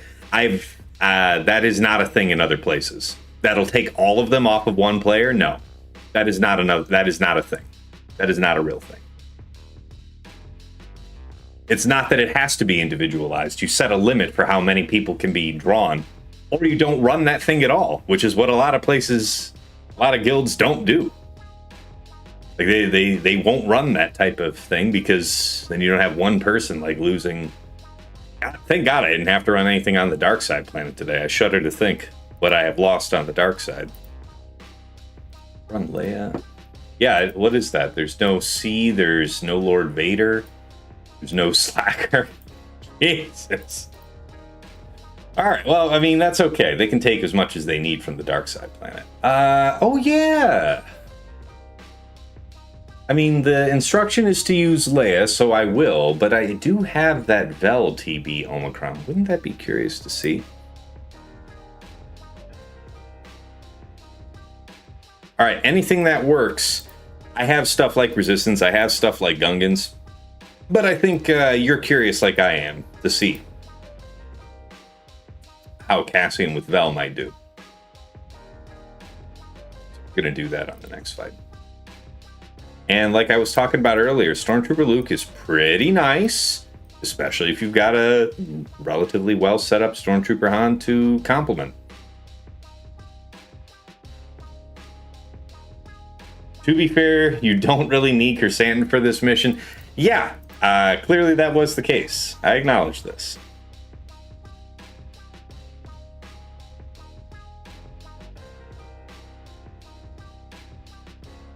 Yeah. Yeah. Brack says, all I'm saying is, if you're full R10 and/or team with the Omi cannot beat that mission, you should put in for a refund. Maybe. But the other thing is that I sunk that Omicron because with every Omicron placed in the game, I have 300 plus Omicron materials. So it's not that big an issue. Funky Bob Fett, what's up, my guildie? Hey, good to see you. Welcome. Good morning to you. All right, this auto battle's going just fine.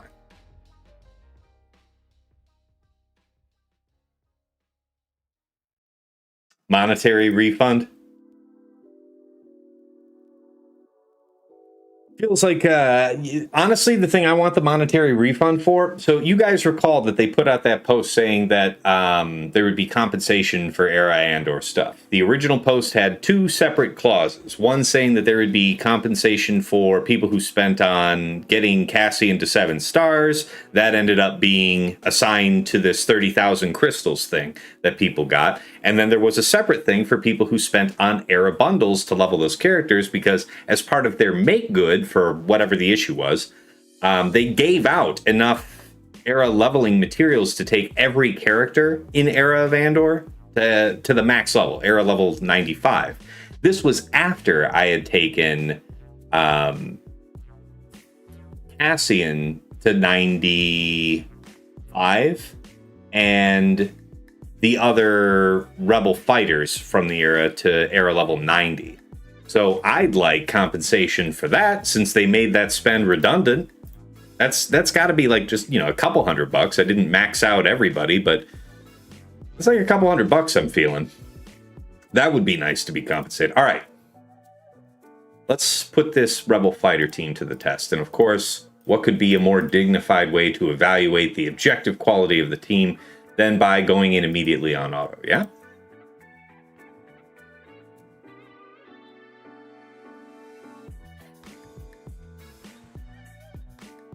Get them, boys.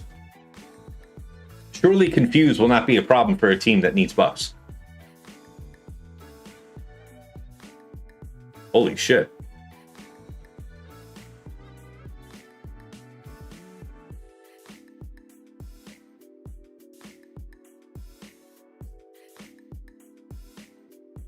Yeah, wow.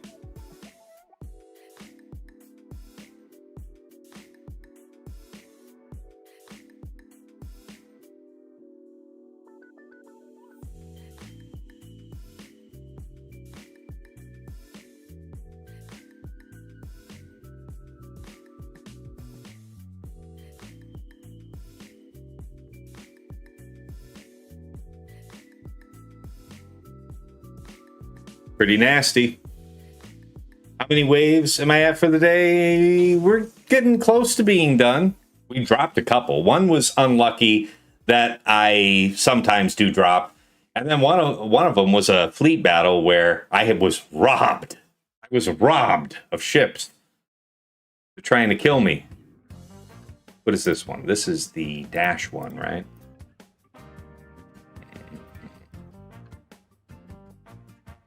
Dash Quail IG-11.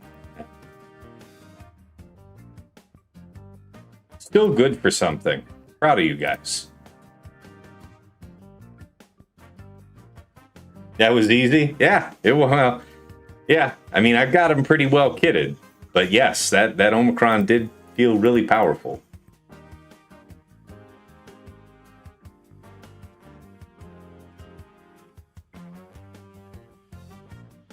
Yeah, we'll look at my waves here when we're done with the planet.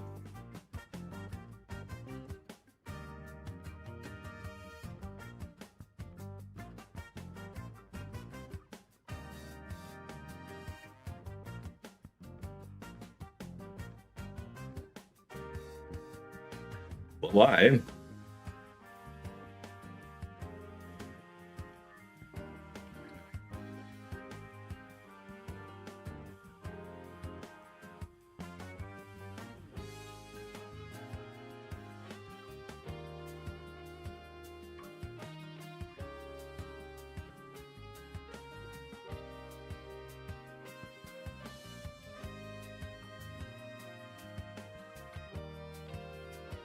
Here we go.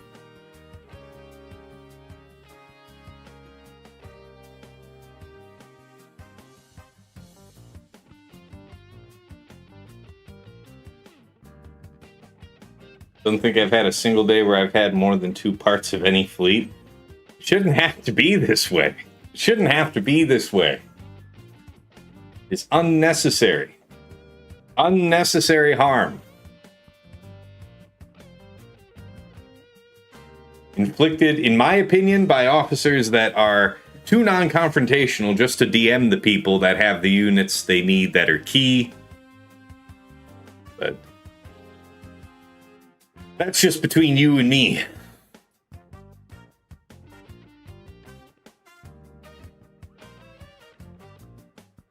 Was that it? Is this the last mission? Pirates left over? Yeah, we're not doing anything today here. Wait.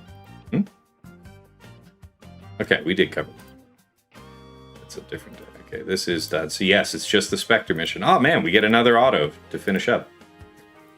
Well, he said, did they take my Spectre? All right, good. They left me my Spectre intact. So, yeah, what do you guys think now? This is a question we talked about on the podcast last night. But, so there's nothing about the buffs coming to Galactic Legend Ahsoka that forbid Great Mothers from working. And in High Kyber 1, everybody has their Great Mothers and Morgan clocked to be fast enough, to be faster than your 380-ish Exile Ezra. So, and if this maybe is one for Faust to plug into his calculator, if it would help with such a thing. But I'm wondering if CA or Health is the best primary now to put him in. I think maybe the CA might be wasted, because if you're thinking about specifically wanting to impede Night Sister's spirit from one-shotting him, she has closer off towards 100% crit chance base at like Relic 9, especially at Relic 10. And then you're getting, I want to say 25 or 35% crit chance from DTP's unique. So just a really high basis of crit chance. Thinking about that, probably Health, yeah? Because you know that with Foresight, Night Sister Spirit's ignoring your defense, so you may as well, for that purpose, think about it as true damage, for which case life total is your only defense.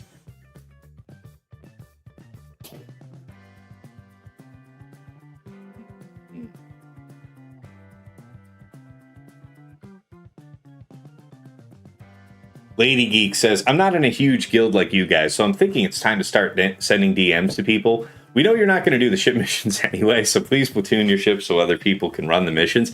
Listen, I am a super confrontational person. Not that I'm a dick about it necessarily, but like, if I see that the quickest way to the problem is like, tapping somebody on the shoulders, hey, you got a sec, I'm going to do that.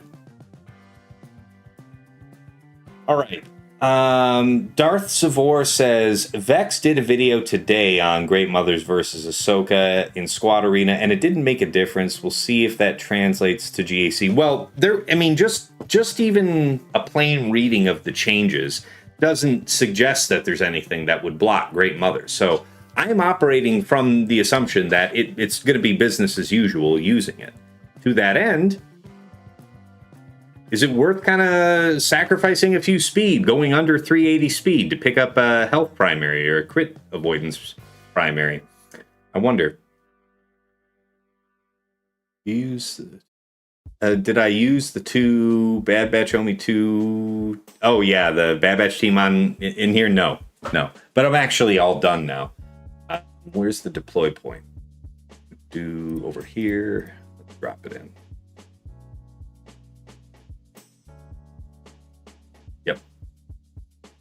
Haha, still number one. Ha ha ha ha ha ha ha ha. I am validated. Completed waves. No, not selected zone. Overall. Leaderboard. Total territory point. Total completed waves. That's the droid you're looking for. Boo! They robbed me. They've destroyed my life. Wait a minute. Oh, wait a minute.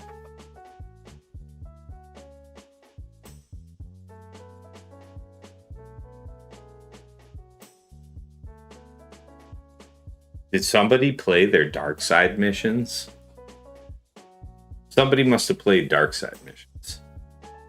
Otherwise, something's fucky. Anyway, enough on TV. I would have completed more waves if I wasn't robbed.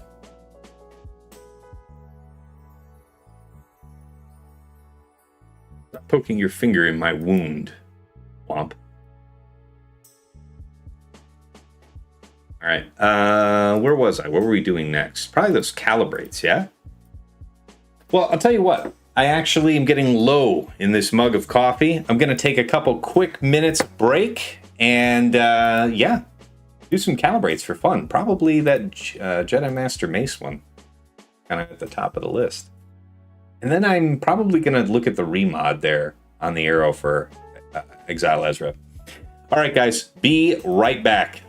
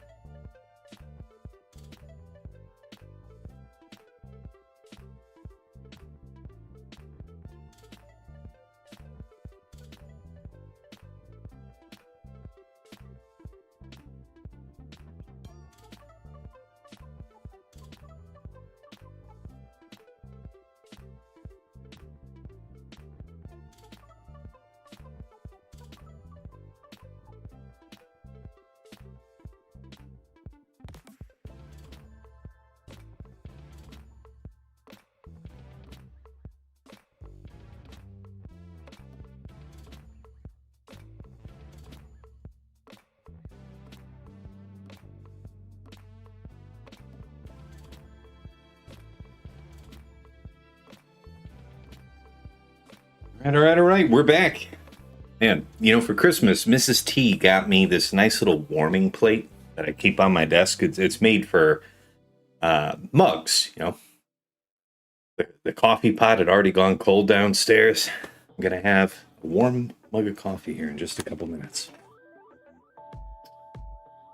All right. Chronic says I'm going crit avoidance. This is for Ezra. Because I feel like my R8 spirit still kills an R10 Ezra. If I don't crit, that might not get another chance. Let's look at that real quick.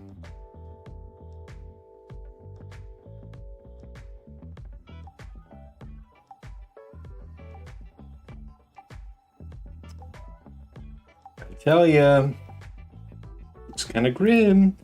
So with no particular, like 6% crit chance added through mods, my Relic 10 Spirit is at 107% crit chance. So 97%, if not Relic 10, right? Plus 35 from DTP. Let's think about this though. DTP isn't part of the team in 3, so I guess that is a factor.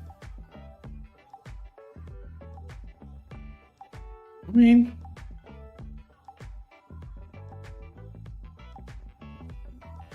there is something to be said to go for crit avoidance with a big chunk of health on it. You can always have health to augment crit avoidance. You can never augment a health primary with crit avoidance on a secondary. Something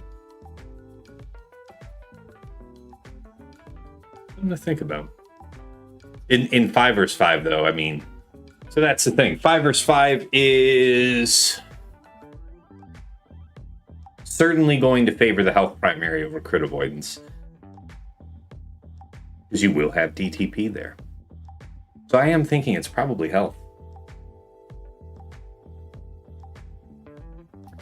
Yeah, you can see my spirit here because it is Relic 10, Faust. She'd be at like 101% is what you're seeing here without that little bit of crit chance. That's what she is base. There you go.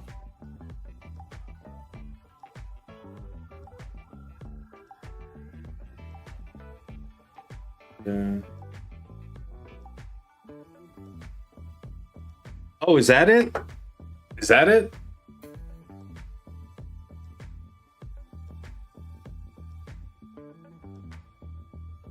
Oh, yeah, the remnant allies.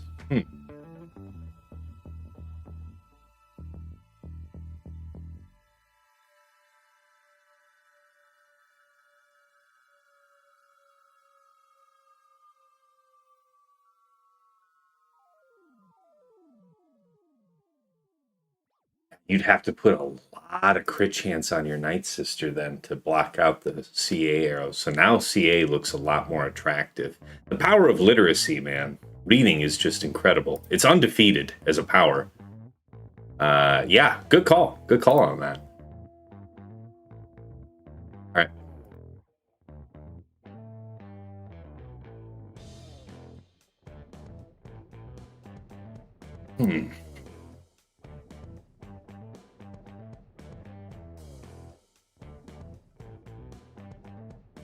One of these has a big chunk of defense. This is maybe the one. 374 is tough to stomach.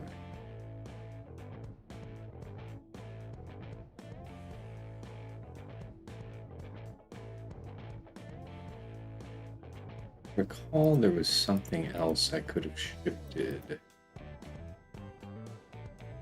What was it? Oh no, that would have been with the health.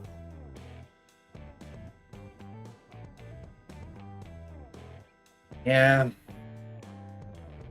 How slow is too slow? I like this one just fine in principle. Could look for better health primaries to complement. I don't think I'm going to have many at this range. Many options.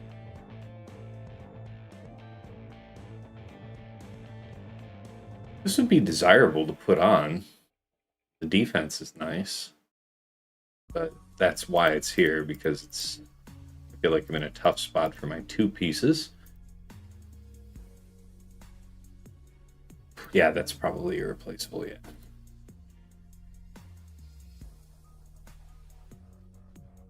That would be really cool to put on eventually. This one's good.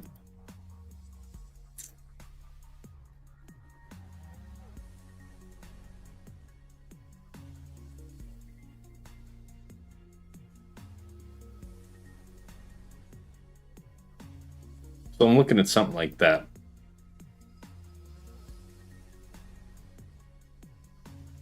Yeah. Morgan gives 10% crit. Yeah, there you go. I remembered there was some type of crit chance ad. It's just been a while since I read through their kits. There it is, Morgan. But it's only 10%. Yeah, you've got 116,000 health, but only 366 speed with the CA arrow.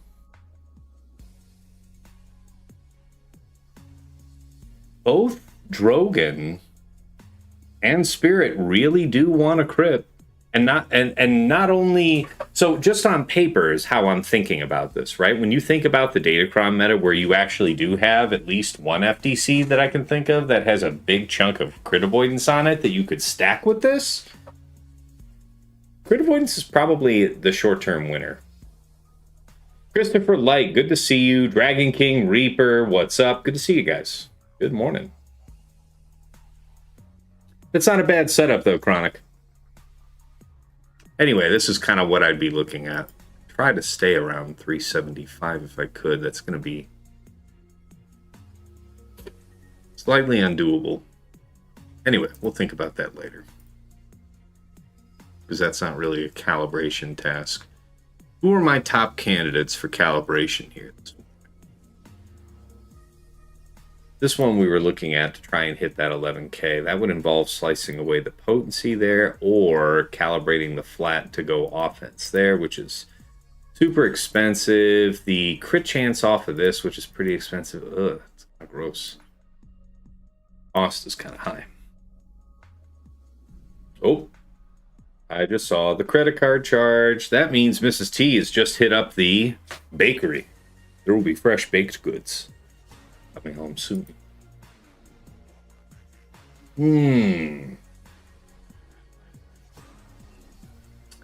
There is a mod I recall working.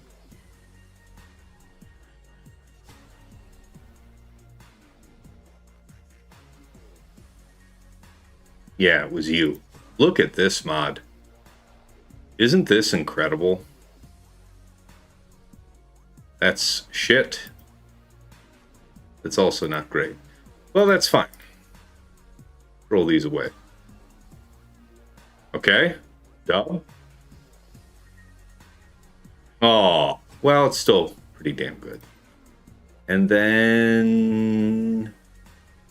Well, it depends on who it goes on, but really, I mean, long term, this is always going to happen.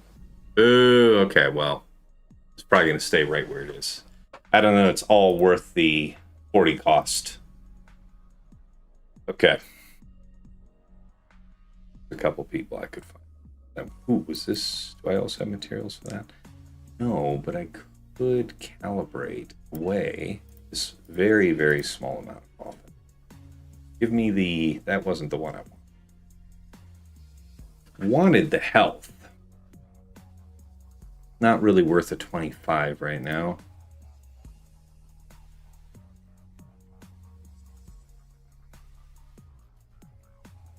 All of you are, most of you are here for some type of banner perfection or calibrate perfection.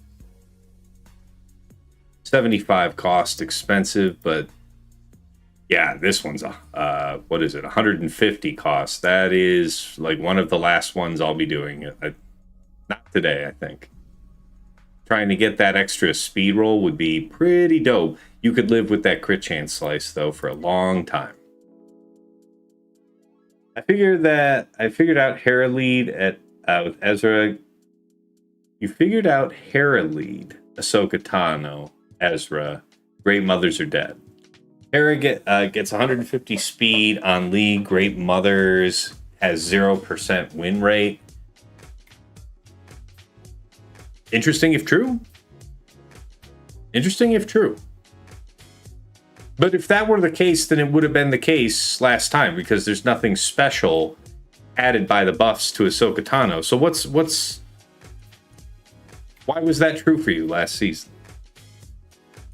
What's more important on Jedi Master Mace, 340 speed or 11,000 offense? Personally, I think probably the speed and the health more than the offense because in particular, if you're using him on defense, I mean, like if you're placing that team down, then you don't want him to be easily blown up, right? Like the ideal for me would be super fast health primary for arrow and cross. So probably looking at like 330 plus speed in the best case there, something like that. But instead I have a speed primary arrow because I don't have something like that available right now. Health primary cross with high speed and percent offense secondary, and basically the same for the circle.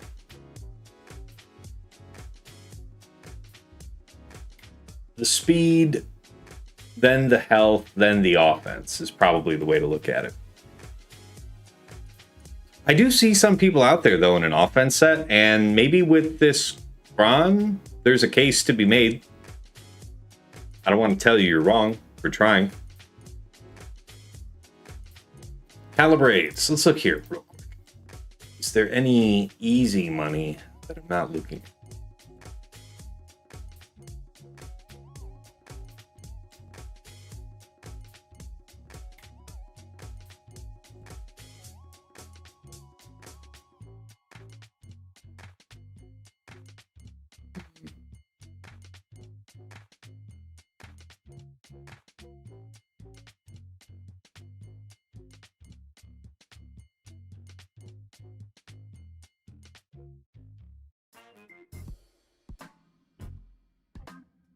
And I can really tell which ones of these are older than others.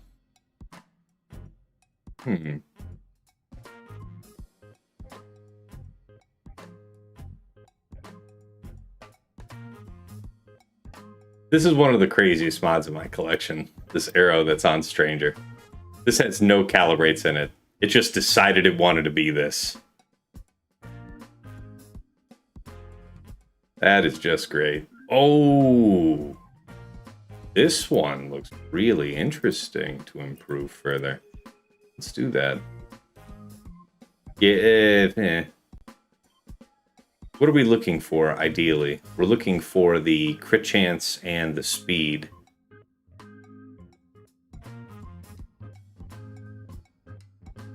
Since I'm rolling away the health anyway, it's probably not bad to hold on to this offense here. I'm less inclined to put the next roll into it, though, right now, because I didn't get one of the two favorable options. You can always come back later.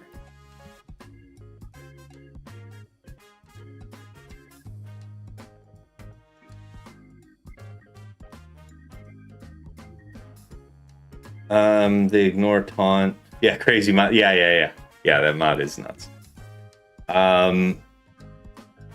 But yeah, why does that, you were saying, Christopher Light, that the Harris Syndulla, the General Syndulla lead, so you really, that's going to shut out entirely Great Mothers? I mean, Great Mothers is not as powerful this set because we don't have the Night Troopercron.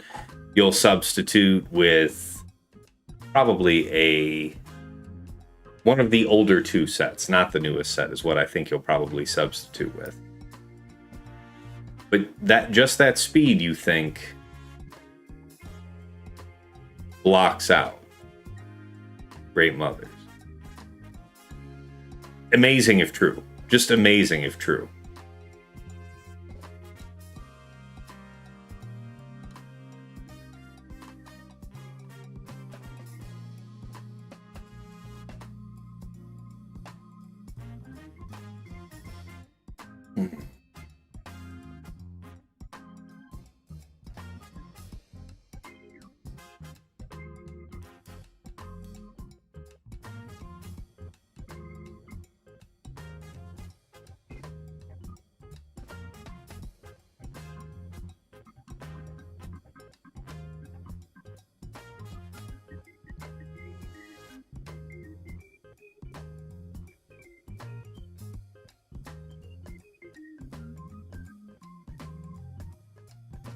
There's a whole bunch of mods that I could be throwing cheap 15 rolls at, but I'm really looking for superstars right now.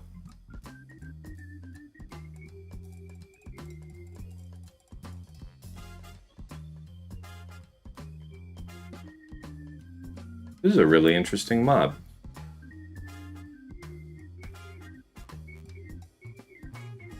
Okay. Aw. Something I could live with, but probably not going to give it another roll.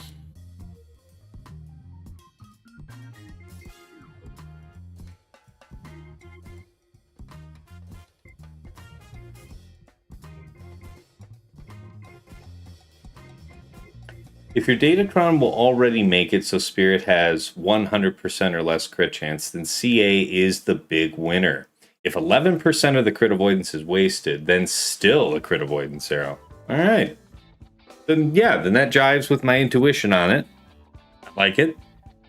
CA is probably the way to move, then. For being both anti-Drogon and anti-Night Sister Spirit. Ooh, this is a killer. Look at this. The health's not wasted for being here, but they're kind of mediocre rolls. We would want them to both go towards defense and speed anyway. Okay, was it percent? Hey, it's okay. Aw, still. Tempted to go for the next one. Okay.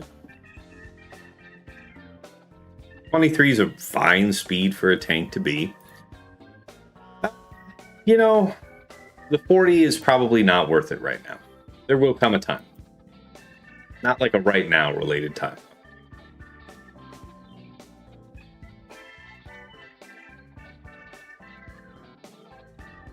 Whoa.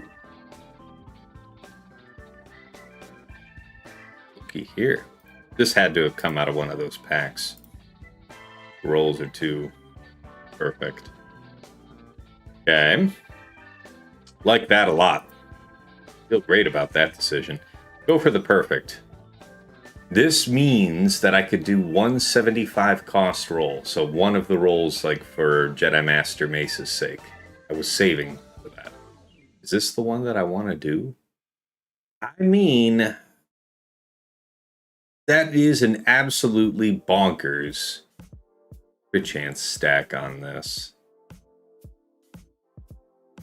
Might come back to it though.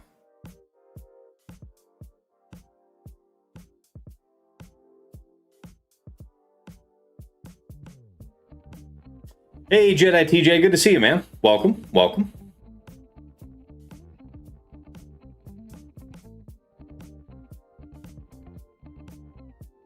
All right, we just hit the 25 cost. That is... Here's where the line.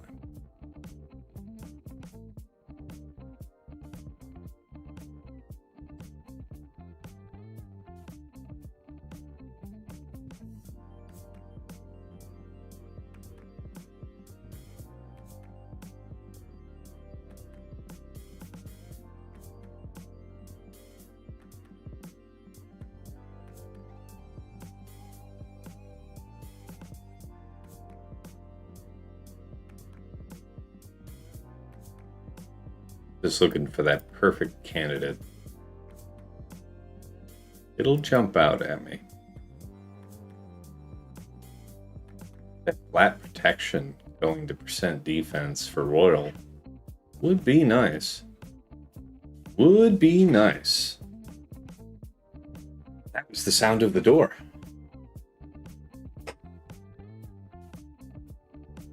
That mod's incredible, Chris. I appreciate that, man. Probably talking about that cross we were looking at, right?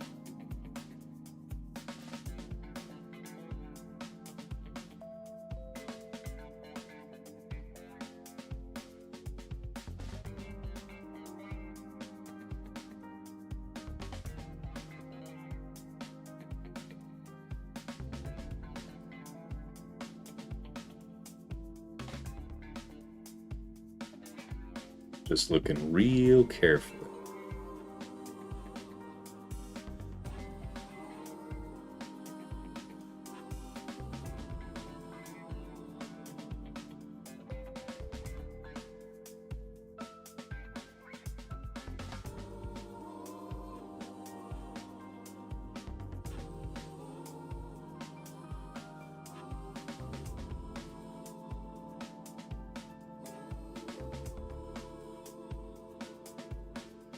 The bakery, yes, that's right, Lady Geek. Yes, yes. It's the weekly treat for the missus and I. She usually has Fridays off. Daughter's safely on the bus on the way to school. I had an early meeting, so I wasn't able to go, and she had to be out of the house early, so the routine was interrupted. Delayed, but not denied. Look at this. The cheese Danish that I was craving, the spinach and cheese Danish, and the hot mocha latte. Thank you, Mrs. T. Thank you. Comprehensively, thank you. Look at this. Look at how pretty this thing is coming from the bakery. Yes, I am. Oh, you meant that. Yes, also the spinach pie. Also the spinach pie. Awesome. A good morning just got better. Hey, here's the opportunity to make another winner out of a crit damage mod. Let's do this one. Give us something good. No way to lose on that. A Star is Born. So, we can get another 3 really amazing 25 slices out, or just one incredible 75 cost roll.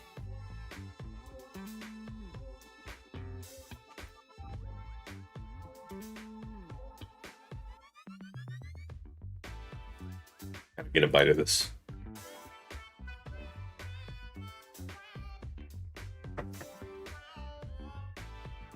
It's just a spinach pie, but spinach and feta, Hmm.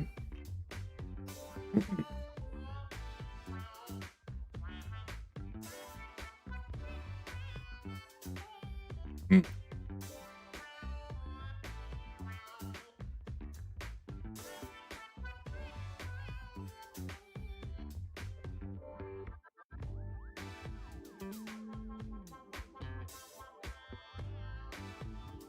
Feel free to keep asking questions, guys, in the chat. I mean, I'm kind of poring over these mods here.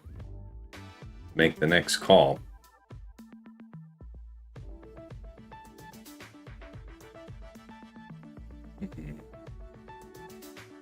Huh. This mod is crazy. Used to be on Lord Vader. Lord Vader has one just like it. That's even better.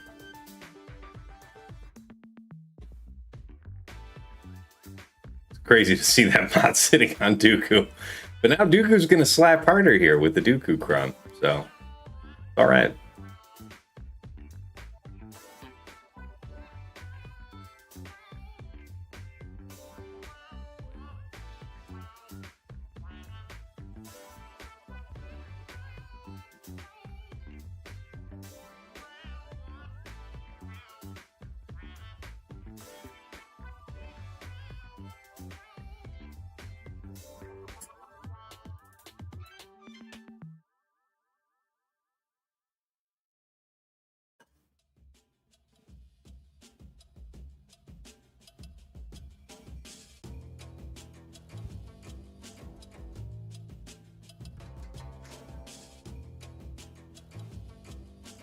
Opinion on the new era? I don't know. It's really early days. I don't typically commit the kits to memory so far out of actually having the units in hand. And think of it like this. Like, we have the era of Andor units in hand with just 1 week of Grand Arena. But we're still kind of barely having a sense of what this team is capable of or what it's, resistant to. There's little information right now. Like, we saw that, Queen was stomping it, but you could use it on offense to stomp a couple of things. I want to say people were saying it was just kicking the shit out of Leia, Galactic Legend Leia on defense.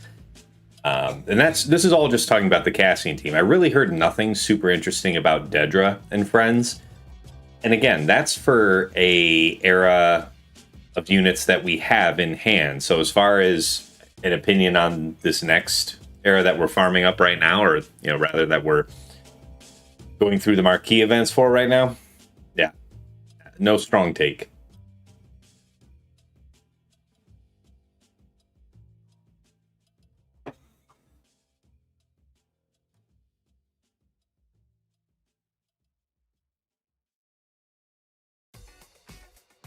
Christopher Light, when I go to plan out my first round, if I have a real opponent, I will definitely take that General Syndulla lead thing into consideration. Because if that is the effective stop, I'd love that to be the case. Yeah.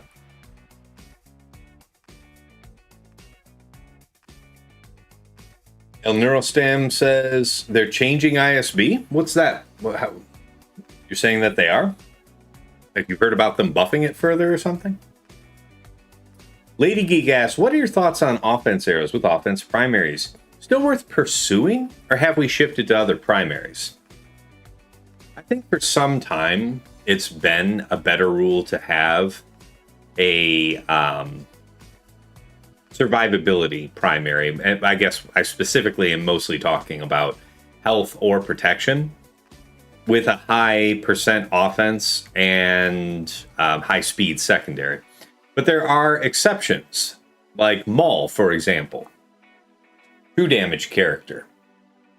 And also a true damage character where he's robust enough that I don't feel like I'm putting myself overly at a disadvantage having him in 3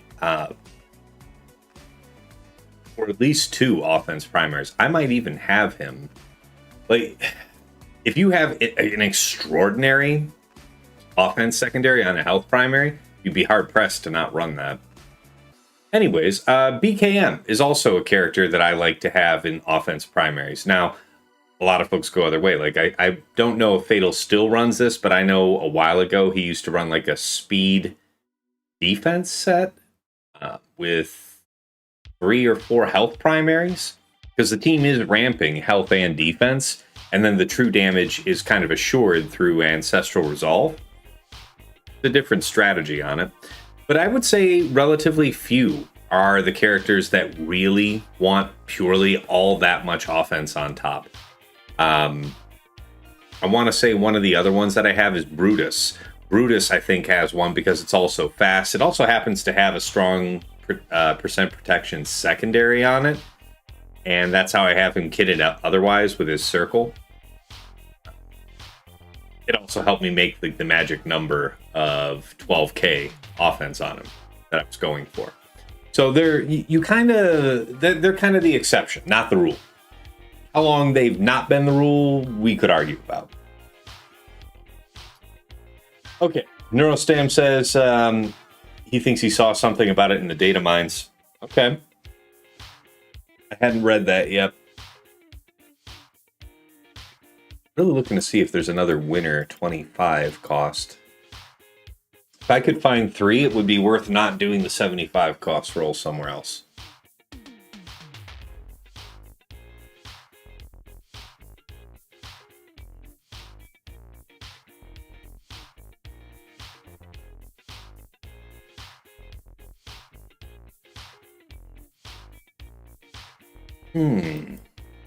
We're getting pretty far in.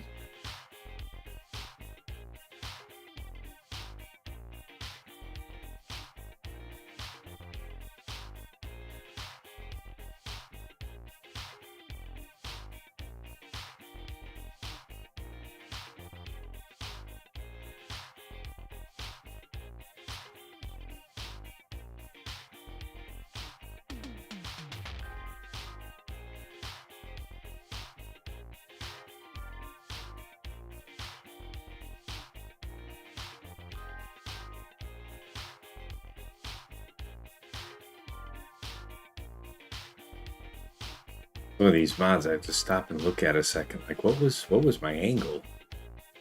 This one.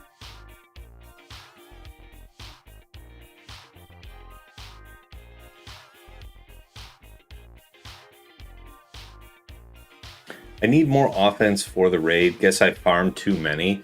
I think, strictly speaking, it's not that they'll go to waste. Like, if they're fast, they're going to be better than running a speed arrow, right? On that same attacker.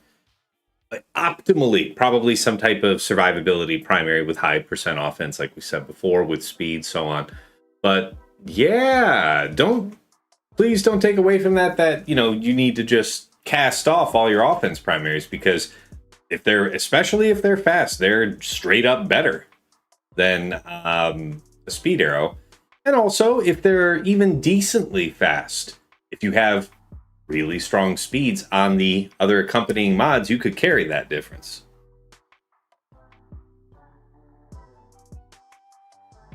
Christopher Light says, normally I don't say anything, but I like you and Vex. You are both my favorite creators. I wish you every time good health and good future. I appreciate that, Christopher. Thank you, man.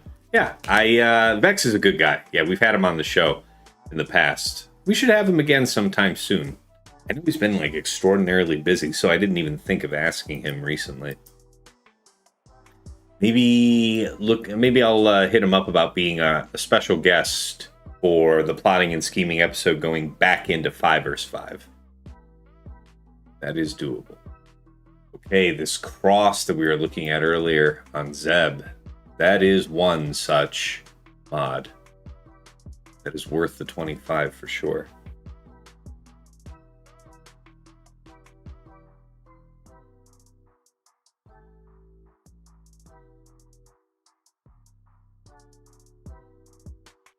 Two,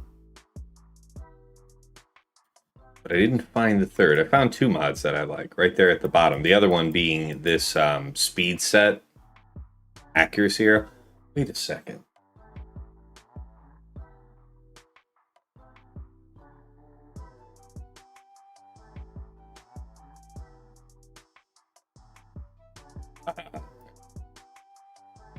Yeah, she has an arrow, though, that's super valuable.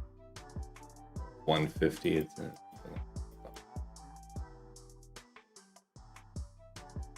there it is, 150. Yeah, not worth it.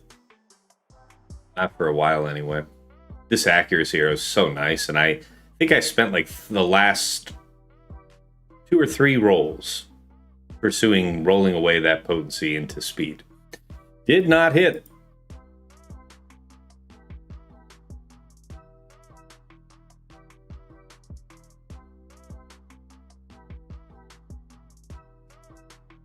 I'm going down to calibrate 3. Here we go. Now we're starting to hit the 3s. Oh, that's because you're not maxed, though. Should only be looking at 6A, probably. A and B 6, something like that.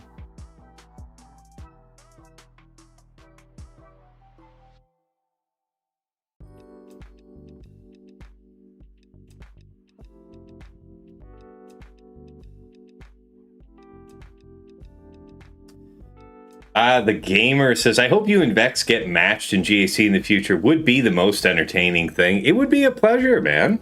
It would be a pleasure. We've been relatively close in the past.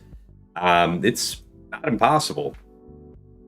And with the way the erodiums still keep getting dropped in from top, it is, I hope it's not the case, but it could happen that I get washed further out to sea. And if he's ascendant in the ranks, there's reasonable chance you might get your wish.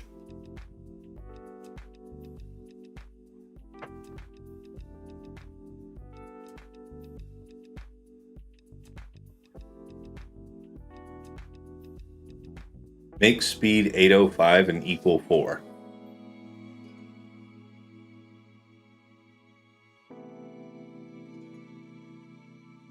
I have no idea what that means.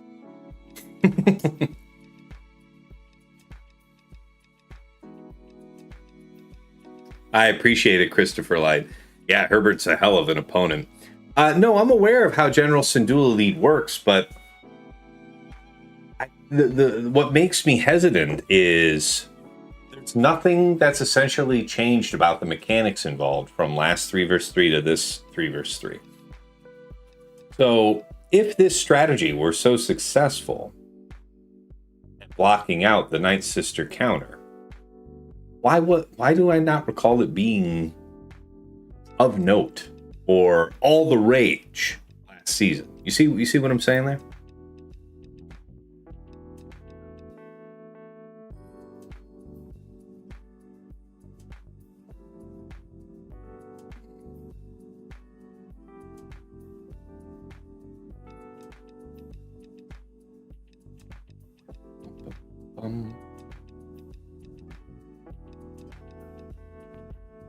Wow. That's also a really good mod. Look at this mod. I mean, granted, 75 is expensive, but when you limit your selection criteria to only 75 cost calibrates, that looks kind of tempting. Still not doing it, though.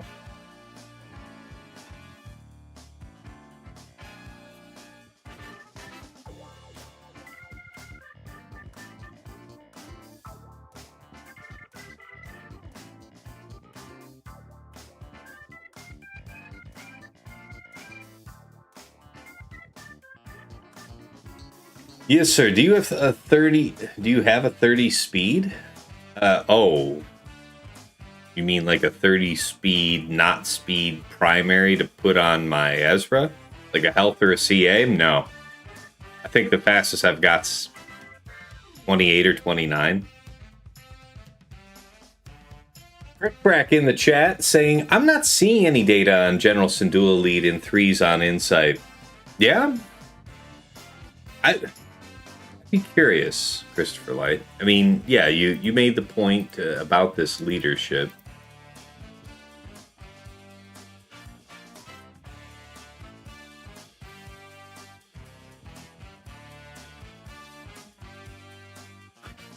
So in this scenario, we presuppose it's General Syndulla Lead, Ahsoka Tano, Exile Ezra.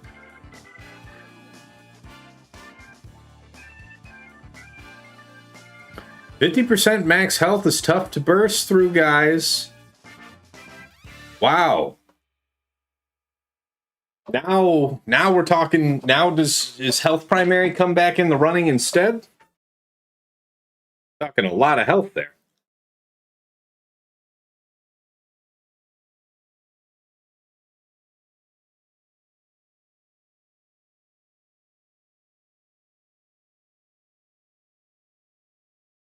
Okay. Yeah. Christopher Light. Maybe this would be more interesting because Banjo rightly points out we do have a dark side 25% turn meter, which is historically uncommon.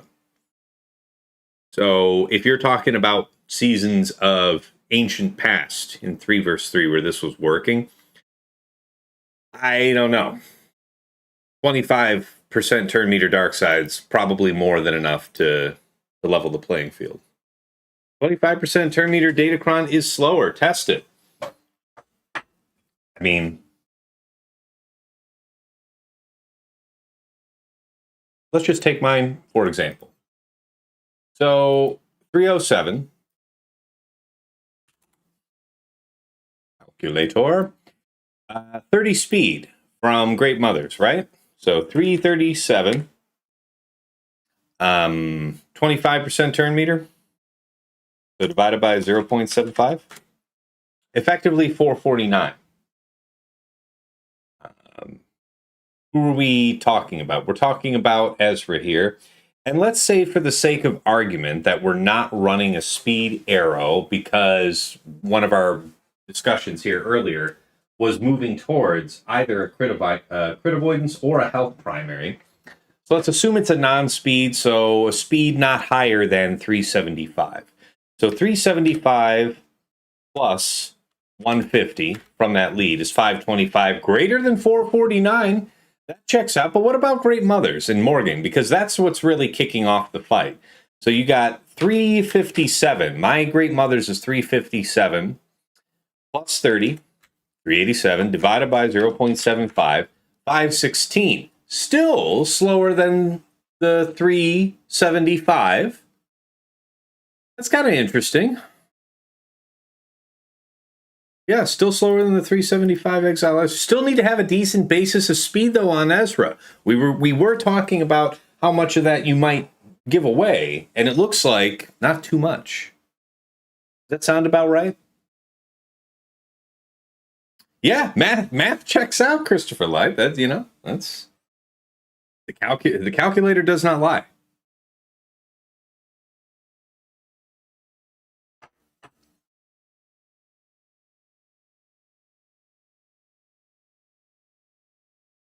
Nevertheless, in practice, Great Mothers will go first. We would doom Syndulla, right? Then Exile Ezra is going to stun. He can't ignore taunt or anything, so he is going to stun Morgan.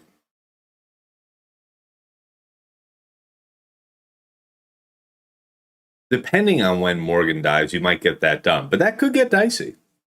That's kind of interesting. Great Mothers doesn't get 25% TM. She gets it, then takes the bonus turns.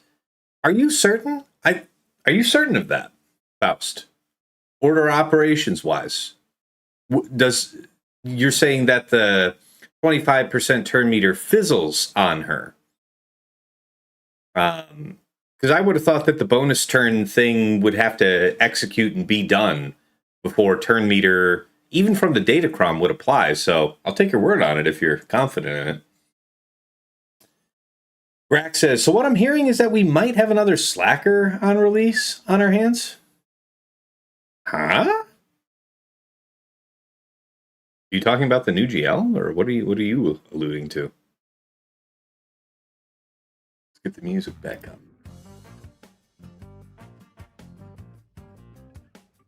But yeah, good to see you, Ray Rock.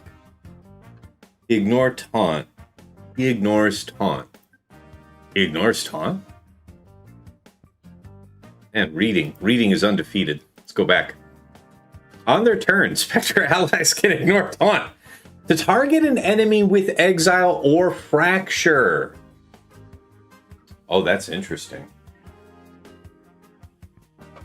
That's interesting.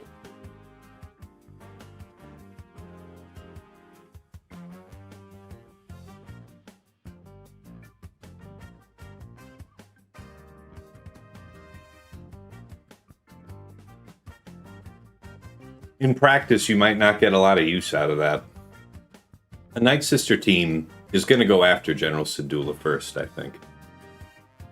There's nothing I think you can do to stop her from dying, for sure. You might stun Morgan, but the question is, do you actually have enough damage to kill Morgan?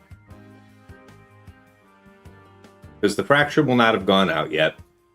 Too early for an exile to have gone onto one of us at this point. So, yeah.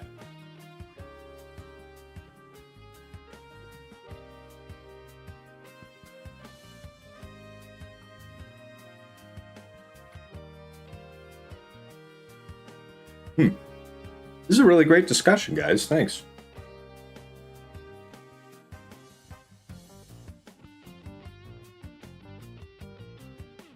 The question, though, is what counter does this comp open up with the General Syndulla lead? Anything cheaper than Great Mothers?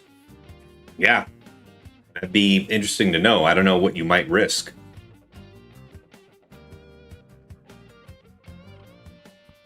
Yeah, I don't know what you might risk. It's only a theory and it works for me. Where do you play, Chris? Are you in Kyber 1 as well? It's different counters can perform very differently between different levels of play. You know, at higher relic levels, you're wondering how much damage could that Exile Ezra put out onto Morgan. Yeah, you're Kyber 1. I'd be interested. I'd be interested to see if that works for you this season. I look forward to hearing about it, man. 3,700? Yeah. You're fighting good accounts. Mm-hmm. Okay.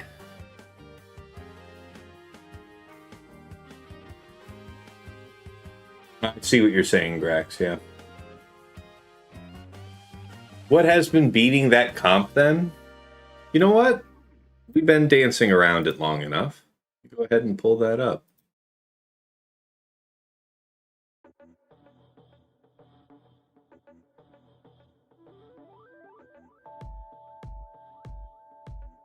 Oh, that's not good.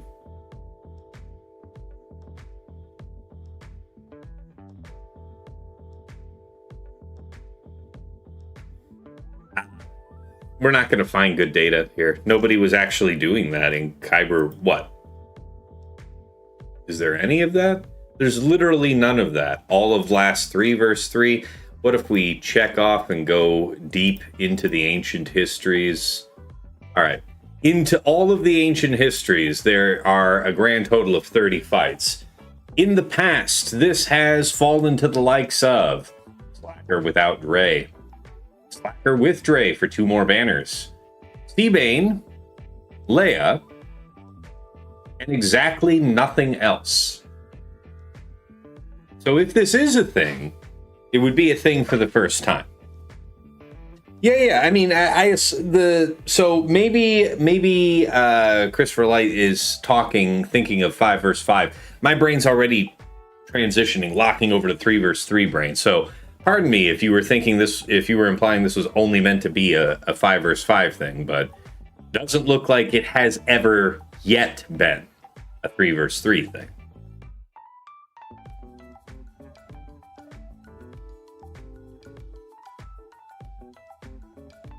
Okay, what has been beating that? Darth Savor says, also task, can confirm the bonus turn meter interrupting the 25% turn meter from last season. So Darth Savor, if that's the case, if the bonus turn does supersede the Datacron's turn meter gain, it means that it's not wasted on Great Mothers? Yes? Is that what we're saying?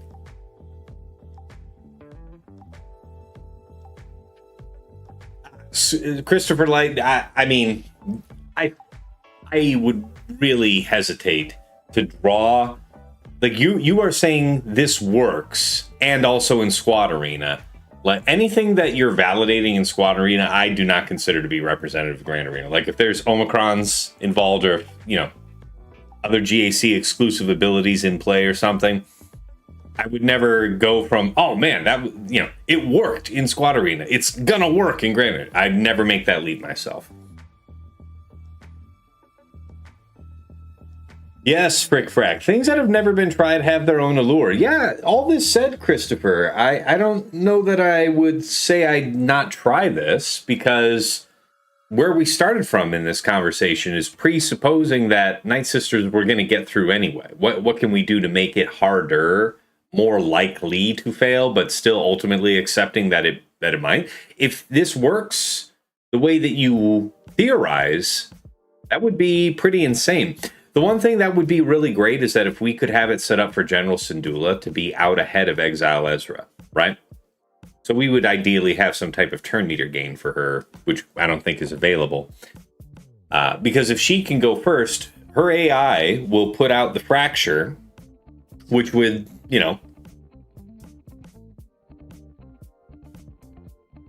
Well, I think the way it works is that you'd be able to ignore taunt to target a fractured enemy. In this case, the fractured enemy would be the taunting person, right? Only Morgan would be the eligible target there.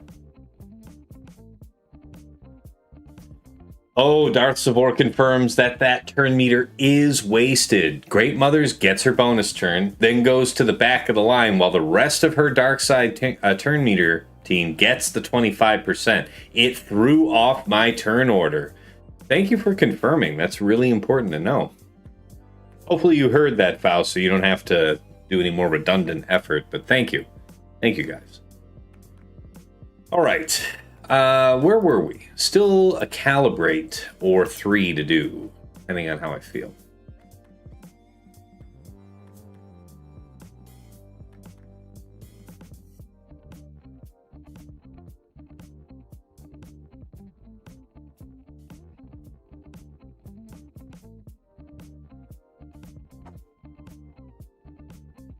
I mean, this is the one. Where are we at? You're at 62? Yeah, I think that's fine. Enough. What does he get from his own lead? Yeah. Double. 40. So that's what makes us confident, which means this is the expensive one to roll. We have 2 really shitty crit chance rolls, so that's actually not even that bad. What it means, though, is that if I put the 75 in here, in the best case, it takes one of the low crit chance and makes it offense. Ultimately, I'm committing myself to the 100 cost roll. Try and get the final burst. Not a huge fan of, man. You've been here for a while for some specific purpose. That's what it was. It's one of these. But it's just not that high priority, man. I might just try to remod that. Oh, no. No. I don't know that it's bullshit, Christopher Light. It's an interesting idea that I think might have... I think we really do... I think you have incentive to try it. I'll say that because we just lost the Night Sister buffing Kron. They're not at the zenith that they just were. So they're not as powerful, and then you can build a really robust Kron with high health. I guess have that crit avoidance arrow on Ezra. But the benefit of what you're suggesting is you get that 50% bonus health from the lead. Push through a high health Datacron with bulk on the level 3. You might have something there. It's something that hasn't been done in 3s, clearly. But it's not insane. It's not insane to think about, and that's a very interesting theory.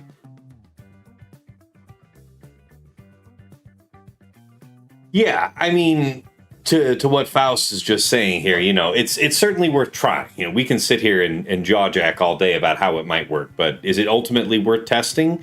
Yes, especially because we're talking right now in the preseason. So if you're going to test it at all, it should be something you test in week 1. Get it out of the way. see how it does, and reevaluate for week 2.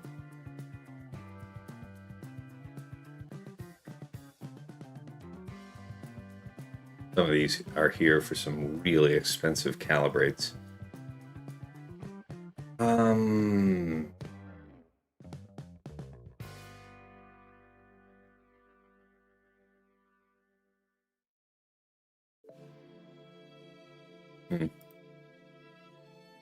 Really?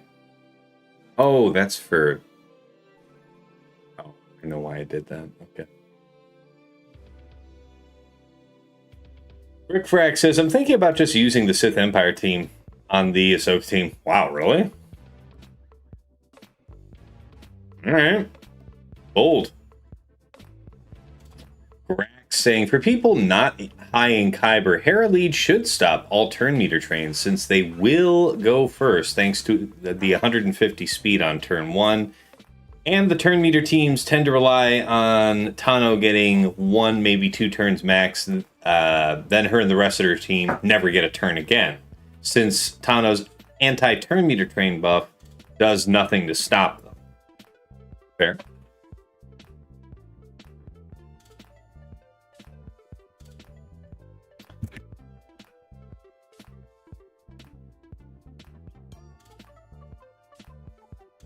All right. I think we're going back.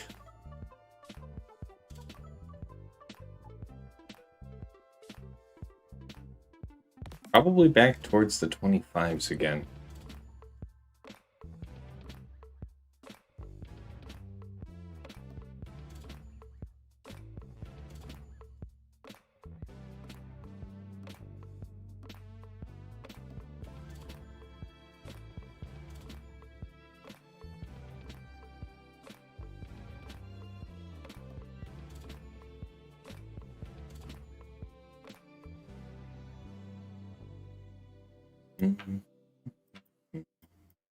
Keep the questions coming, people.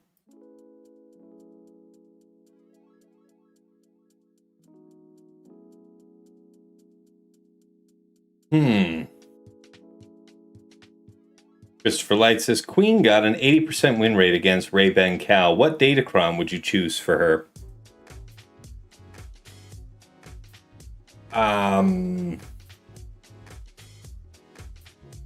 Super high crit damage. Bit of health. Super high crit damage in a bulk level 3 from this new set would be very nice. Very, very nice. Because remember that, especially if you have your Master Qui-Gon set up to do damage and critting and everything, both Master Qui-Gon and Padawan Obi-Wan can benefit from crit damage.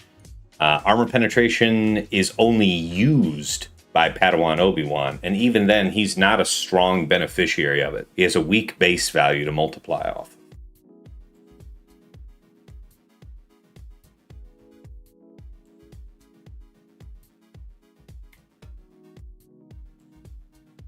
This is my favorite way to go looking for candidates, because right now I don't have any other filters on. I'm not filtering out for more speed or less speed or offense or whatever. I'm just looking raw and just seeing what jumps out at me.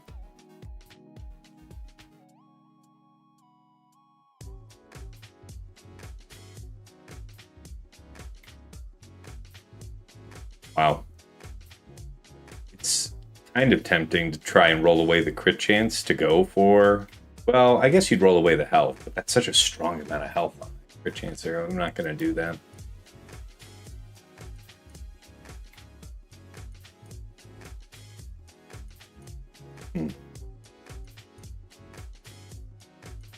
If Ray got Wampacron, is Queen worse? I don't have GAC insight. If Ray had the Wampacron, that's probably bad. If Ray is somehow able to get to Ultimate 1, that's probably very bad for you.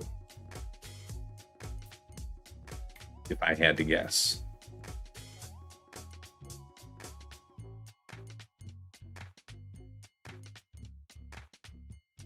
Insight's worth it though, man. Insight is.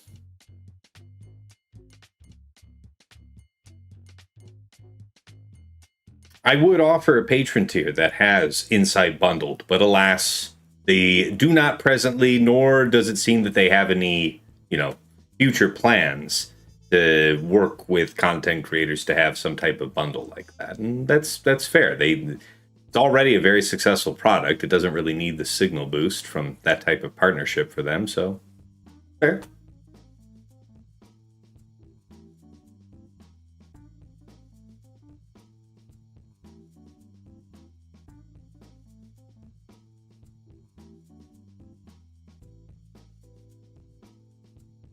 Zavor says, Strangercron is gone. I'm assuming 25% turn meter dark side is the replacement. What are your thoughts on Satil's comp and chances at beating Stranger effectively this season? So, yeah, we talked about this on the podcast last night. Patrons already have access to that. That's, I think that them being able to surely go first with a 25% turn meter, which, by the way, I do agree is probably the default choice. Speed up, dark side, level, no, 25%, right?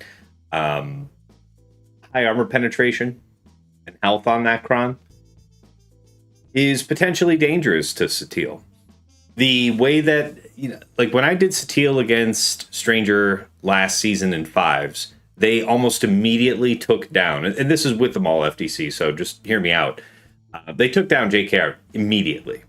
He didn't even get his first turn out. And that made me very happy to have Jolie there to bring him back, and then I went on to win the fight just fine for Max Banners in the end. But that means that you have to kind of bring Jolie now in 3s, which you've got his call to assist, which is, it's okay. It's at least all right in Grand Arena, because you're calling another assist presumably onto a marked target, so you do another chunk of true damage. But otherwise, he's sitting there waiting to resurrect if things go wrong, and he is kind of a dud otherwise. But I think that's how you make it safe if you're really wanting to try Satil against Stranger this season. Because, yeah, if they do focus down your JKR and you don't have Jolie, it's curtains for you. That's all she wrote. Wouldn't do it.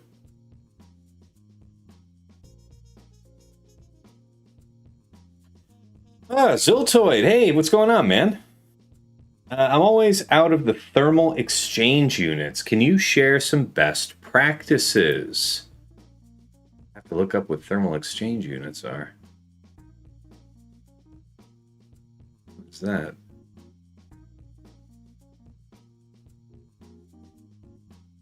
Is that a relic material?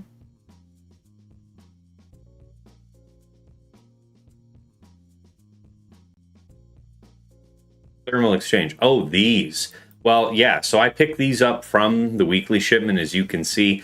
I do buy the packs. I get a lot of them out of that, so that's not something everybody's going to do.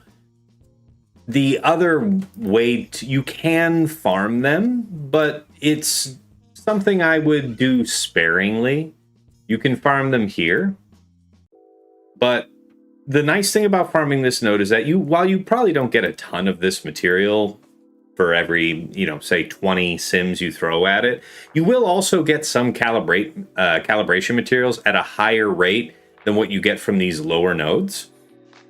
So it's kind of nice. But I wouldn't spend a lot of time farming this because it's not terribly efficient. It's better that you farm and see and slice through new mods, looking for winners to naturally roll up and occur, with only a little help from your materials spent. Spending time farming up materials for a roll that, what if the roll goes bad? What if it doesn't go the way that you want? Think about the time that you've just sunk. How much energy, potentially how many days of energy have you sunk into farming this up? Because it takes 1 to 2 days of farming this node to have 120 cost roll of that material. It's kind of expensive, so sparingly. You use Sortie as a JKR Angel. In 3 vs 3, that's your plan? Neurostem? Neurostem? It's not an insane idea. It's just not foolproof. Because like the AO, think about this. How's this going to happen?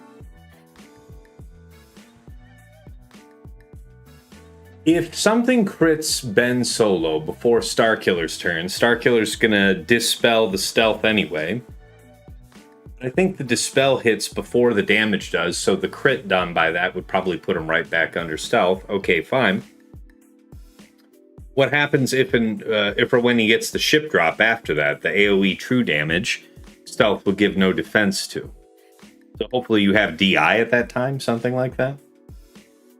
Christopher Light says, have a good stream. Best of luck with some dual lead, but don't be angry if this is not working. We'll see. Best regards, Chris. Hey, man, thanks. No, it was a good discussion point. That's one of the nice things here about that I try to encourage, and I'm glad we're sticking to it, is very little strong conclusions and a lot of discussion and a lot of thinking it through. And then you actually test it in week 1. So. Pilkis, probably been asked already, but why? What are we thinking as the third for Rey in this Grand Arena season? For me, for starters, probably going back to OG Cal, because Seer Malicos is good for that, and like good for Rey in 3 vs 3 in general. But you can often strip banners, and I guess against lesser equipped Malicos, you can even block that counter. That's probably my initial thoughts. Anybody else, feel free to drop something here in the text as a suggestion.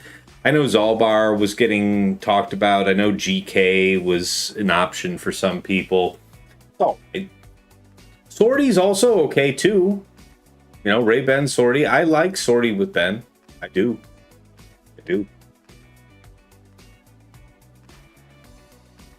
Yeah.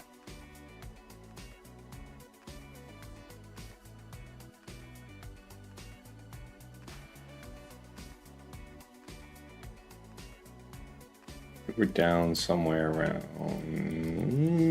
here-ish. Yeah, we're getting warmer. We're back in the 25s.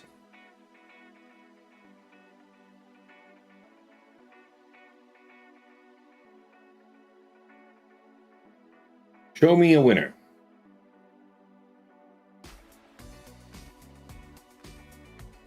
Specifically 3 winners.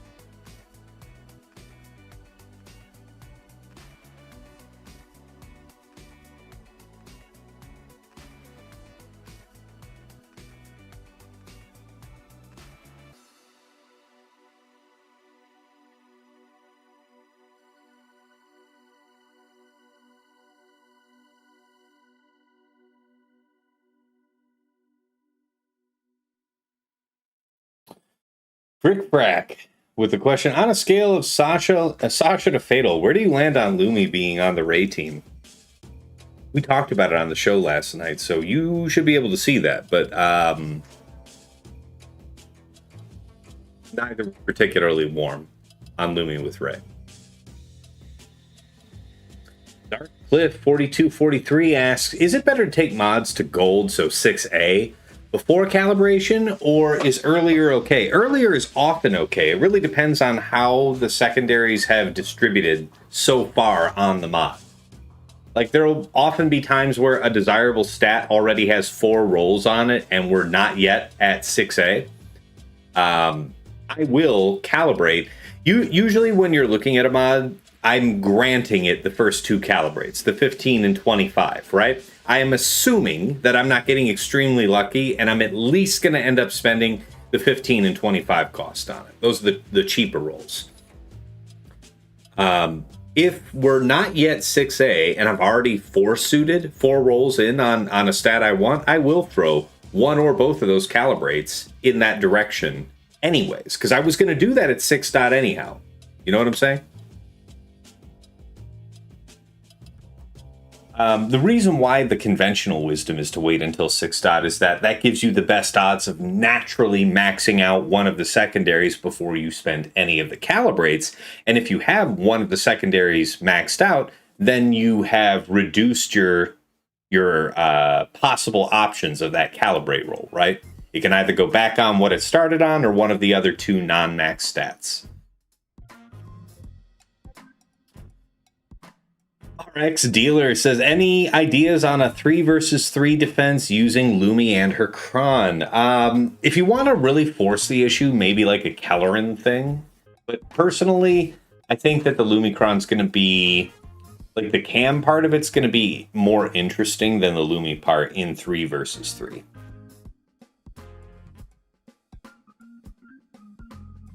Lady Geek, if you're always out of the thermal units, you should probably stop at 6C and do the cheap calibrate, because maybe you can stop at 6C and save the thermals. That's actually a really insightful point, Lady Geek. Those later materials rolling after the blue level on 6.6C, that can be very expensive. The 15 and 25 costs are certainly cheaper than that. That's a really good point. Ziltoid says, do you have a favorite R10 or any 10s that you regret? You know what? You guys are asking some really good questions now that I would love to answer, and I don't want to keep bouncing between this screen and my roster. So let me commit. Let me pick a direction here. This one is interesting. These rolls are already good. This is pretty crappy. This could be one of them. Unfortunate. But still probably better generally than a random chunk of potency. A deliberate chunk of potency, maybe. It also happened to be the worst potency roll, so we'll take the money and run.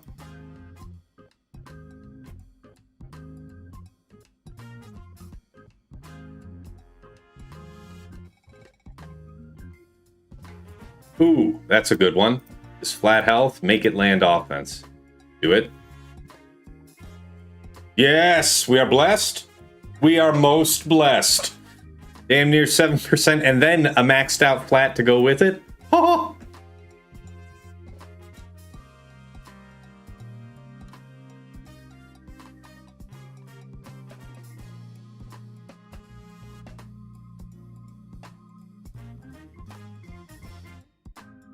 One more.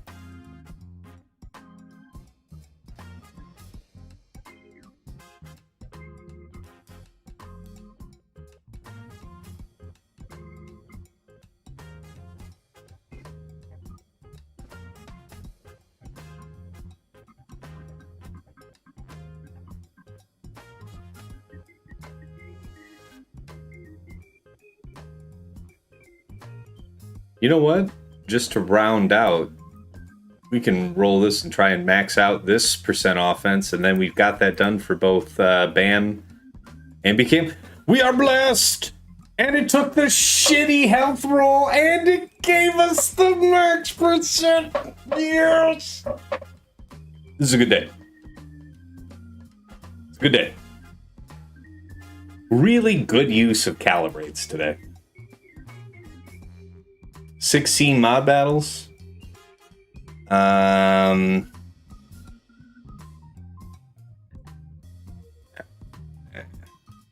let's go back to Ziltoid's question here.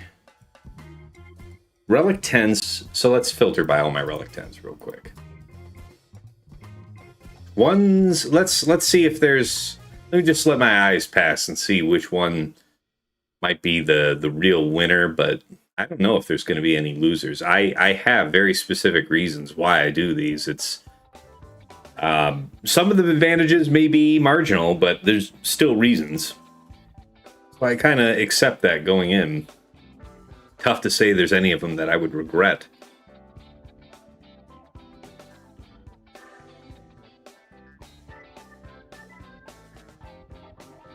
Hello. What's that? Oh, congrats on the roll. Yeah, thanks, man. Yeah, those rolls were incredible. Yeah, congrats on that one. Yeah. It's a good day. We'll go check out what those Mandos look like in a minute.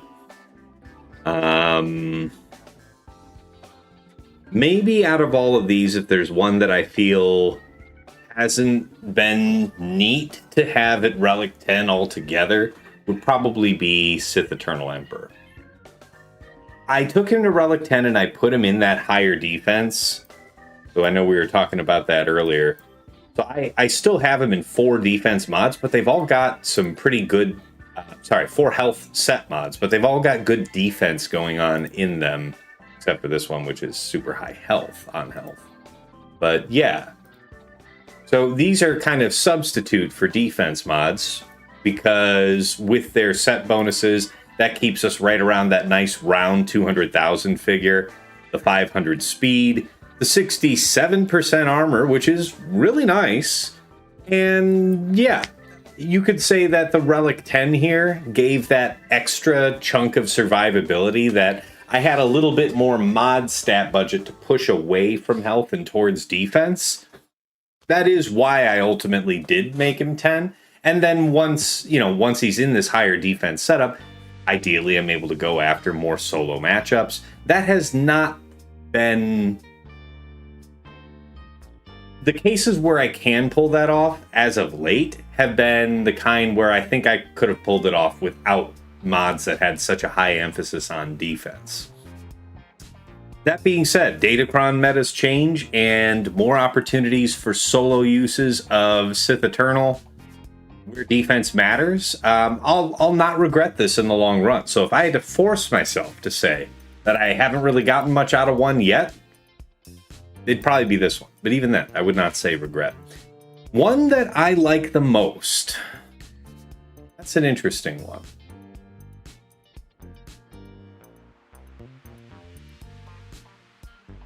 Let's see here.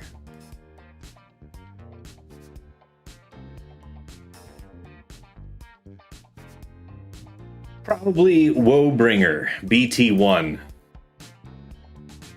He just enjoyed everything from this 10. Now, granted, this is something I took from Fatal's early theory crafting on the post-IG90 version of the Afra team, and I really liked his idea, leaning into going more towards health to capitalize on the bonus protection first, but also transitioning to a more defensive setup. He has full defense on a shocking number of teams. Again, I don't have that kind of depth in defense sets, and also not with defense sets having like good stats for attackers. So you can see that I'm offense defense here, but at Relic 10, he is almost 90,000 health, 306 speed, crit damage triangle, over 12,000 offense, 12,200, 82% crit chance. So this is probably going to happen. A little bit more armor penetration from it. And this is the coup de grace, the crit avoidance. 45% crit avoidance in all cases. I want to say in 5 vs 5, Afra's granting another 50%. So to droid allies, so just, good luck. And it would not shock you to know that I have IG90 and 000 also in crit avoidance arrows. So yeah.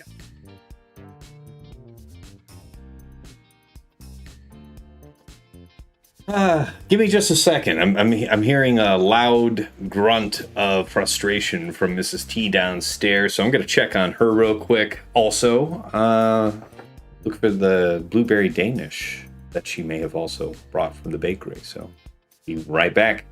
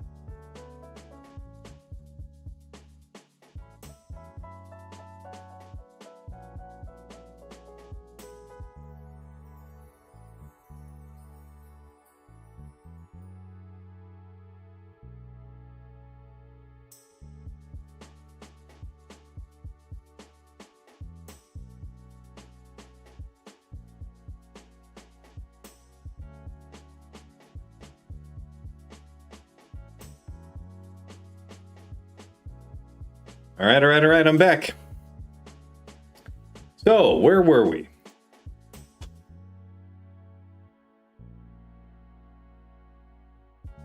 The Pilkus asked, plans on Rebel Fighters this season. Think we still have a Kyle Curate? And now Cassian Datacron's available. So Cassian, Vel, and Cinta is the default team there. And the FTC goes with Cassian. Which leaves you Saw, Clea, Luthen. And then like Mom Mothma Chirrut Bays? I don't know. The Chirrut Bays might go to waste. But I'm thinking Saw, Luthen, Clea is what I'm probably going to do. Because some folks have asked about, well, what about Mom Mothma, Luthen, Clea? Maybe as an offensive team, but then I don't know where I need that. And also, we're used to having Luthen with Saw a lot these days, so you're used to the summon having the Force taunt on himself. That is a feature that's only available under Saw lead. So if you put Luthen under Mom Mothma, and then you have Clea, you have no tank. We were looking for a blueberry Danish. Mrs. T informed me that they were out of it when she went. So she picked me up one of the guava pastries. It's good. It's good looking. Good looking. She picks the ones that are a little over for me. I like a little well done.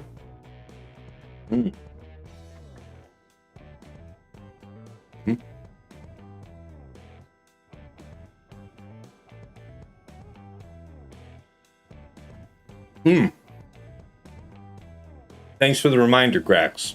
Yeah, if you do not have Chirrut with Saw, you don't use them, since they need a Rebel fighter leader, which Mon Mothma is not. She is a Rebel leader.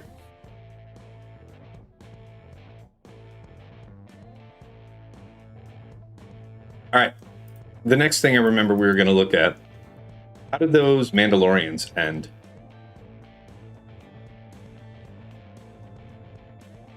Oh, yeah.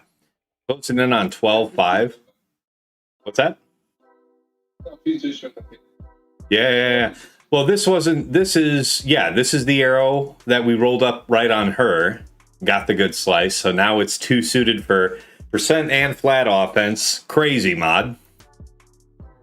300 speed, 12-4 offense. Really, really nice. How about Bam? Trying to get him close to 13K. How we doing? Third, yes! I'll tell you what, where I'm using this guy, woe unto they who take them birds, them 20 birds. Bad time. That's a bad time. That is goofy. That is long ears, big nose, friends with Mickey Mouse, actually goofy. You have 10 or That's R9. Probably get another 500 out of the Relic 10. Yeah. The thing is, You know what? I won't tell you on that. Hey, Zoltre's back on the Discord. Good to see you again, man.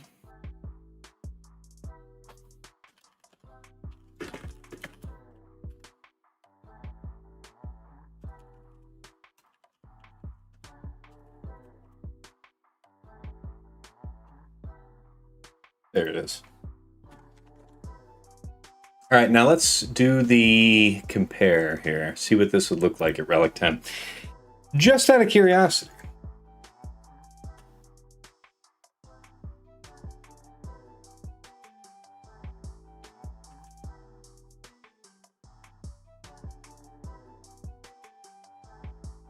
Level 10.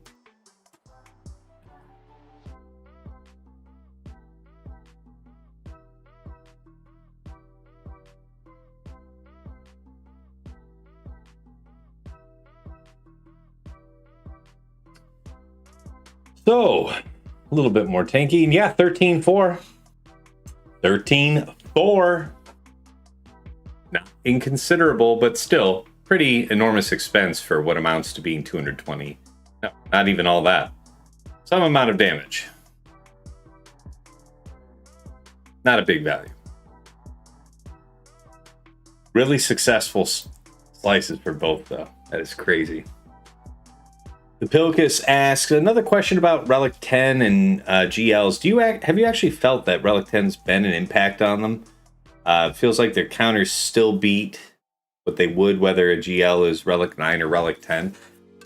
You're just, a lot of the reasons at the high end of the game. So first of all, I guess I would largely agree. Relic 10s outside of like tanks, for example, you are talking about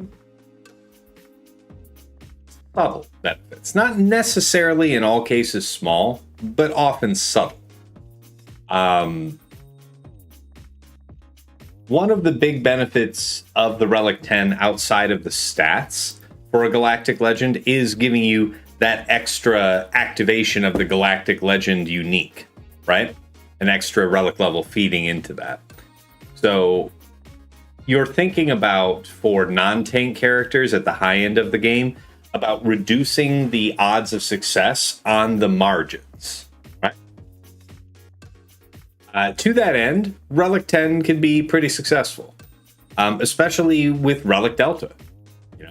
Somebody asked earlier how I try to maximize, or how do I look to use Relic Delta on offense, and I actually spun that around and said that for me, I'm thinking about what Relic 10s, especially those that I'm putting on defense, where I am guarding against Relic Delta, because the advantage is to the defender in the long run. If I'm doing it in prioritizing on putting it on units that are going on defense and are going to be the main target, probably the primary target of the opposing team, where it makes sense, putting Relic Delta at my advantage is cool. And then when they eventually bring up their attacker to Relic 10, okay, so the playing field is back to level. They had to sink it in to bring it up to a level field for them. So they took it from a position of advantage for me to level. I could live with that. You know what I'm saying?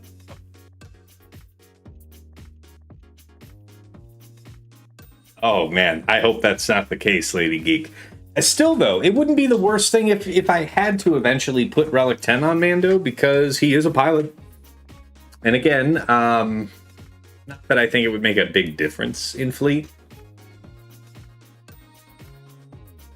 but if I had to, if it became a requirement, it wouldn't bother me that it was going on a fleet pilot, Do I have any sneaky non-GL defenses in 3s this season? I do. You'll have to find out about it. You're asking about, when you say sneaky, you're asking about the confidential material, the secret sauce. This cannot be divulged early. Too soon. You can catch the streams, or it'll be recapped in the week 1 episode of Plotting and Scheming. No way to lose. Guys, I think we'll handle another couple of questions here and get ready to wrap up. We've been closing in on 3 hours and 20 minutes here, so I think very productive, both for me and a lot of questions from you guys. Lady Geek says, here's a question for you. Over under on how many restarts my DSC team will take this raid. DSC. What is DSC? We'll take this raid. Dark Side Clones. Wow. Never heard that, by the way. First time with that acronym for them. 3. Not more than 3. I'm thinking you're getting it on the 3rd. So like 2 retries, right? Your 3rd attempt is what I'm guessing. Let's try it. Wow. Shake the faithful. Shake the faithful. That's not something I often get to say. Wow, Shake believes in you. Am I going to Star Wars Celebration in LA? First of all, somebody asked me that like last week, which was confidently some number of hours, at least, if not a day or more, after the ticket sales opened. And my understanding is the whole thing was sold out in a matter of hours. And then when I found out what people paid for any kind of ticket, let alone actually a good ticket, you must be on crack. You must be on crack. Why don't they bring the Star Wars Celebration out to Detroit?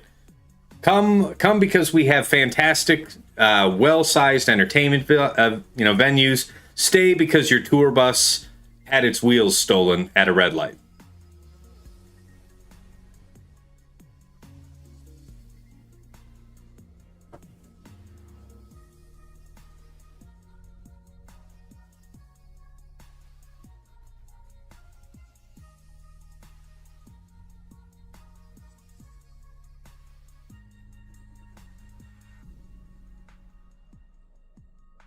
You had bad RNG with Master Mace. That's the one I often have to restart. Yeah. Because I still run the trio. I do it exactly as it came out.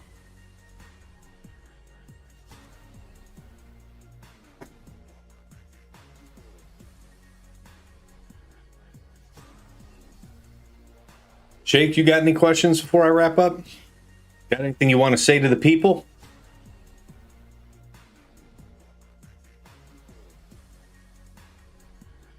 Doesn't sound like that's a yes.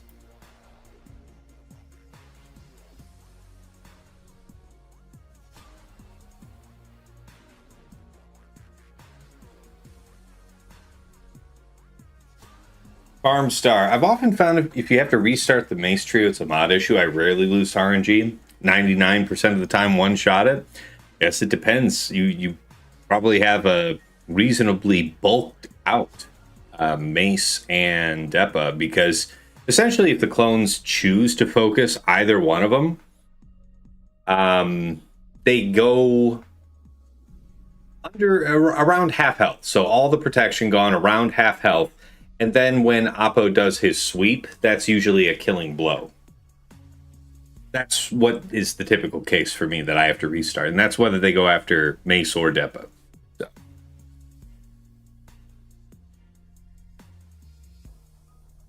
Ray Rock, I was fortunate to be able to attend the 2019 Star Wars Celebration since it was in Chicago. A 3-hour drive for me. Yeah, I might go out of my way and go get a hotel, and I don't know. The cost for entering the venue there, like, am I having a tattoo put onto my skin by Harrison Ford himself with his own hand?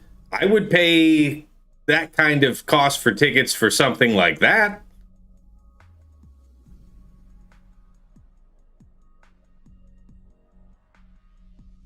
But you and the Nev attended the last day. It was a great experience. Wow, yeah, the Nev. I haven't thought about him in a while. Hope he's well.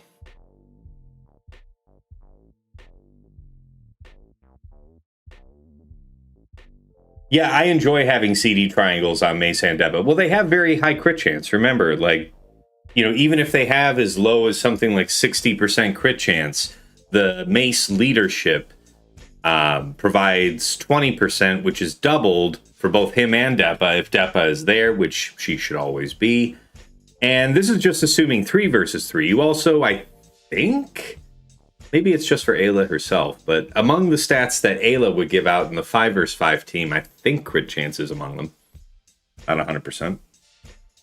But yes, agree. Crit damage triangles. I can show you.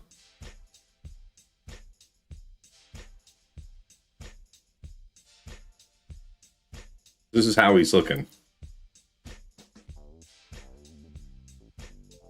Would love to get him right up to 11K. I mean, obviously 10,900 is more than sufficient. He's been basically until a couple days ago at right about 10,000. So he's already way better than he'd otherwise be. And Depa really hasn't been changed recently, but reasonable amount of protection honor, 302 speed, the extra 2 is incidental. I was targeting 300 crit damage there, and then over 12,000 offense. She is going to break her foot off in some ass with that new Datacron. Looking forward to it.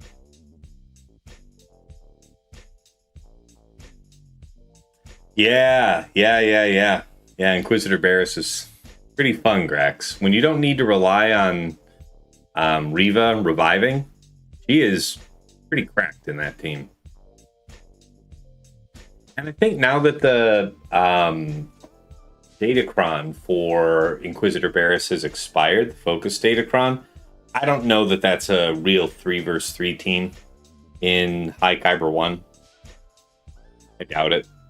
And when you look at the leadership, how specifically it's calling out to 9th and to 2nd, I don't know that that's any kind of team anyway. You know, like if you're trying to do it with any of the other sisters instead of 2nd and 9th.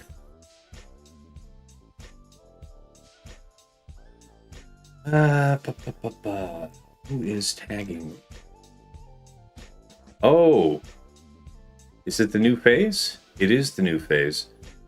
Okay. Flip switches.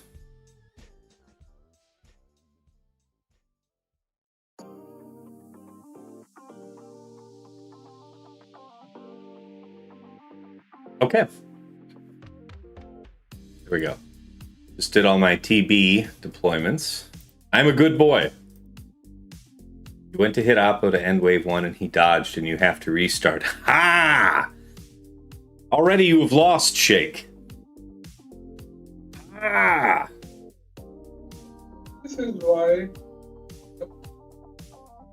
you. And once when I did believe, he disappointed me. Believe that. No, I'm idiot, but he has to.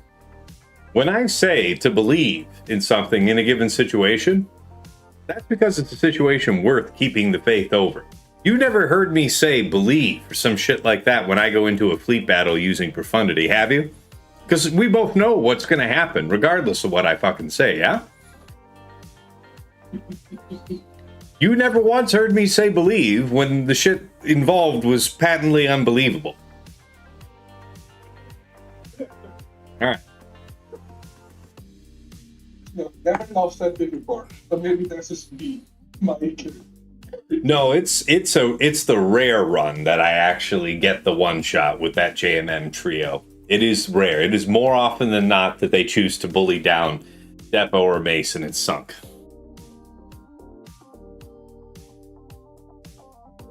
All right, guys. I'm thinking it's about time to start wrapping things up. So, Shake, anything you want to say since you dropped in on me here? Oh, yeah. No worries, man. That was a fun mod.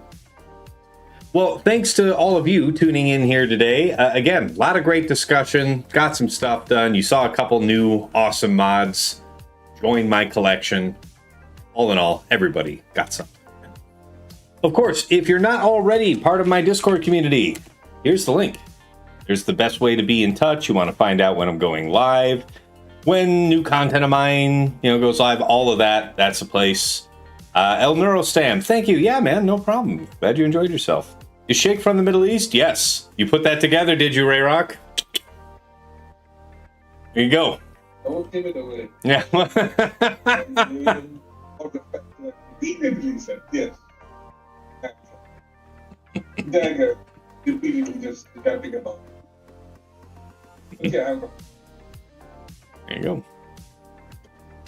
So anyways, of course, you're catching me here live. You already know I'm at twitch.tv/Tassenix. I also simulcast from my YouTube channel, Tassenix Gaming, where if you've not been there before, check it out. Whole bunch of SWORD-related content over there that I think you'd be interested in. It is also a rebroadcasting point for my Grand Arena-focused podcast, Plotting and Scheming, that I make with my friends Dagger, TJ, Sasha, Aisha, and Fatal. We're breaking down the last week, fighting it out in the thereabouts of the top 100 of Kyber 1. For going into this week, the episode is the preview episode, right? So we always talk about what we are preparing, our remods, our relics applied, what Datacrons were a must-have for week 1, stuff like that. Of course, that show is native to Spotify, but wherever you catch an episode, check the description. There is a link that you can use to plug it into your preferred podcast program and follow the show that way. Anything you enjoy over there on the YouTube, please hit like, hit subscribe to see more. Follow me on Twitch. Those are the absolutely best ways to support my channel for completely free. And it's, my channels are still growing. So thank you guys for the continued interest. Really appreciate it. If you love what I'm doing over here, share the channel link to, to everybody, to your cousins, to your mom, to your grandma, because, maybe you got a Star Wars loving grandma. There you go. And of course, if you want to go above and beyond the Call of Duty to support me, there are a few ways to do so. I do have a Cash App, that is $Tassenix. I do have a PayPal, which is tassenix@gmail.com. And if you're interested in getting some enhanced Grand Arena scouting power for yourself, early access to my content, including plotting and scheming, and some other benefits besides, you may be interested in becoming a patron. Check out patreon.com/Tassenix. For any upwardly mobile Grand Arena player, there is something there of interest for you. I've had patrons pushing me lately to highlight the Grand Arena coaching that I do offer. That is, you get an extra discount for being a patron for that. You don't have to be a patron to get Grand Arena coaching, but I don't usually talk about it, and some folks are insisting that I do make some mention, so there you have it. Now, entering the TAS House costs as little as $5 a month. That brings you in at VIP access, where you get early access to the Plotting and Scheming show, which is coming out to our general audience Friday mornings at 8 a.m. Eastern. Patrons get it as early as Monday or Tuesday night, depending on when we record, giving you early insight going into that first round of the week.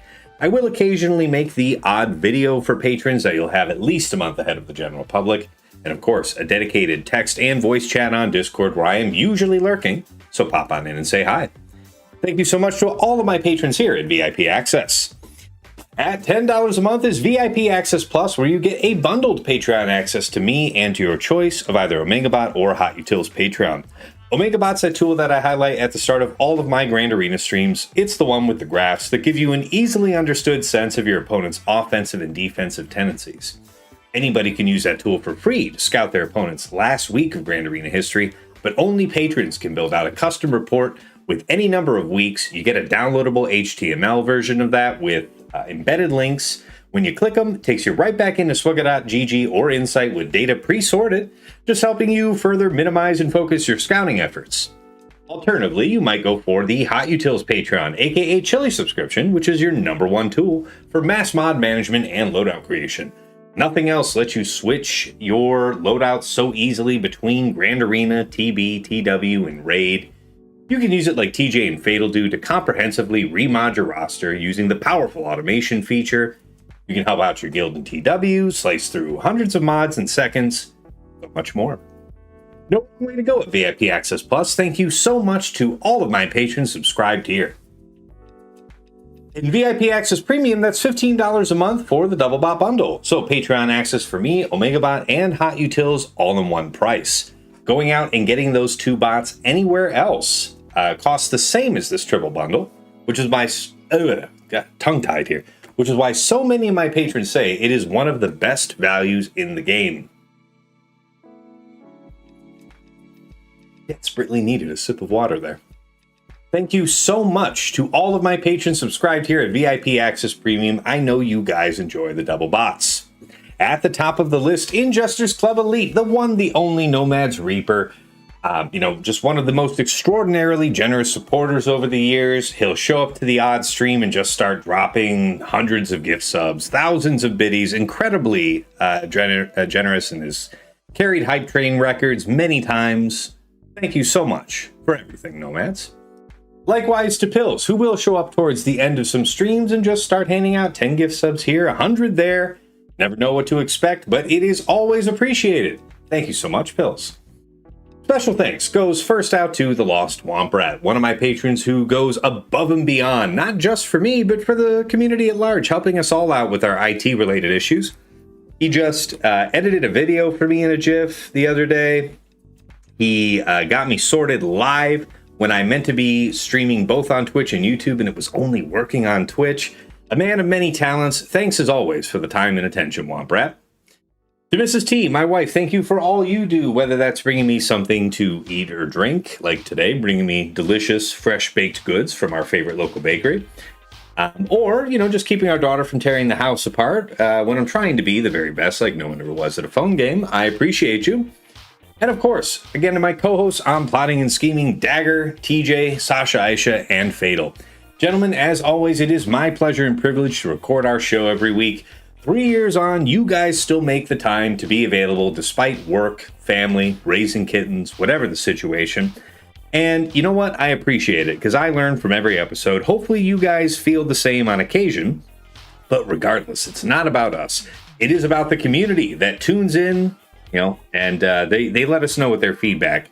It is rare that a day goes by that I don't get some type of DM or comment on YouTube, something thanking us for an item that they've picked up from our discussions on the show. Folks are finding things they can apply in their own Grand Arena rounds. It's helping them win the day. We are having the intended effect that we wanted to have with our show.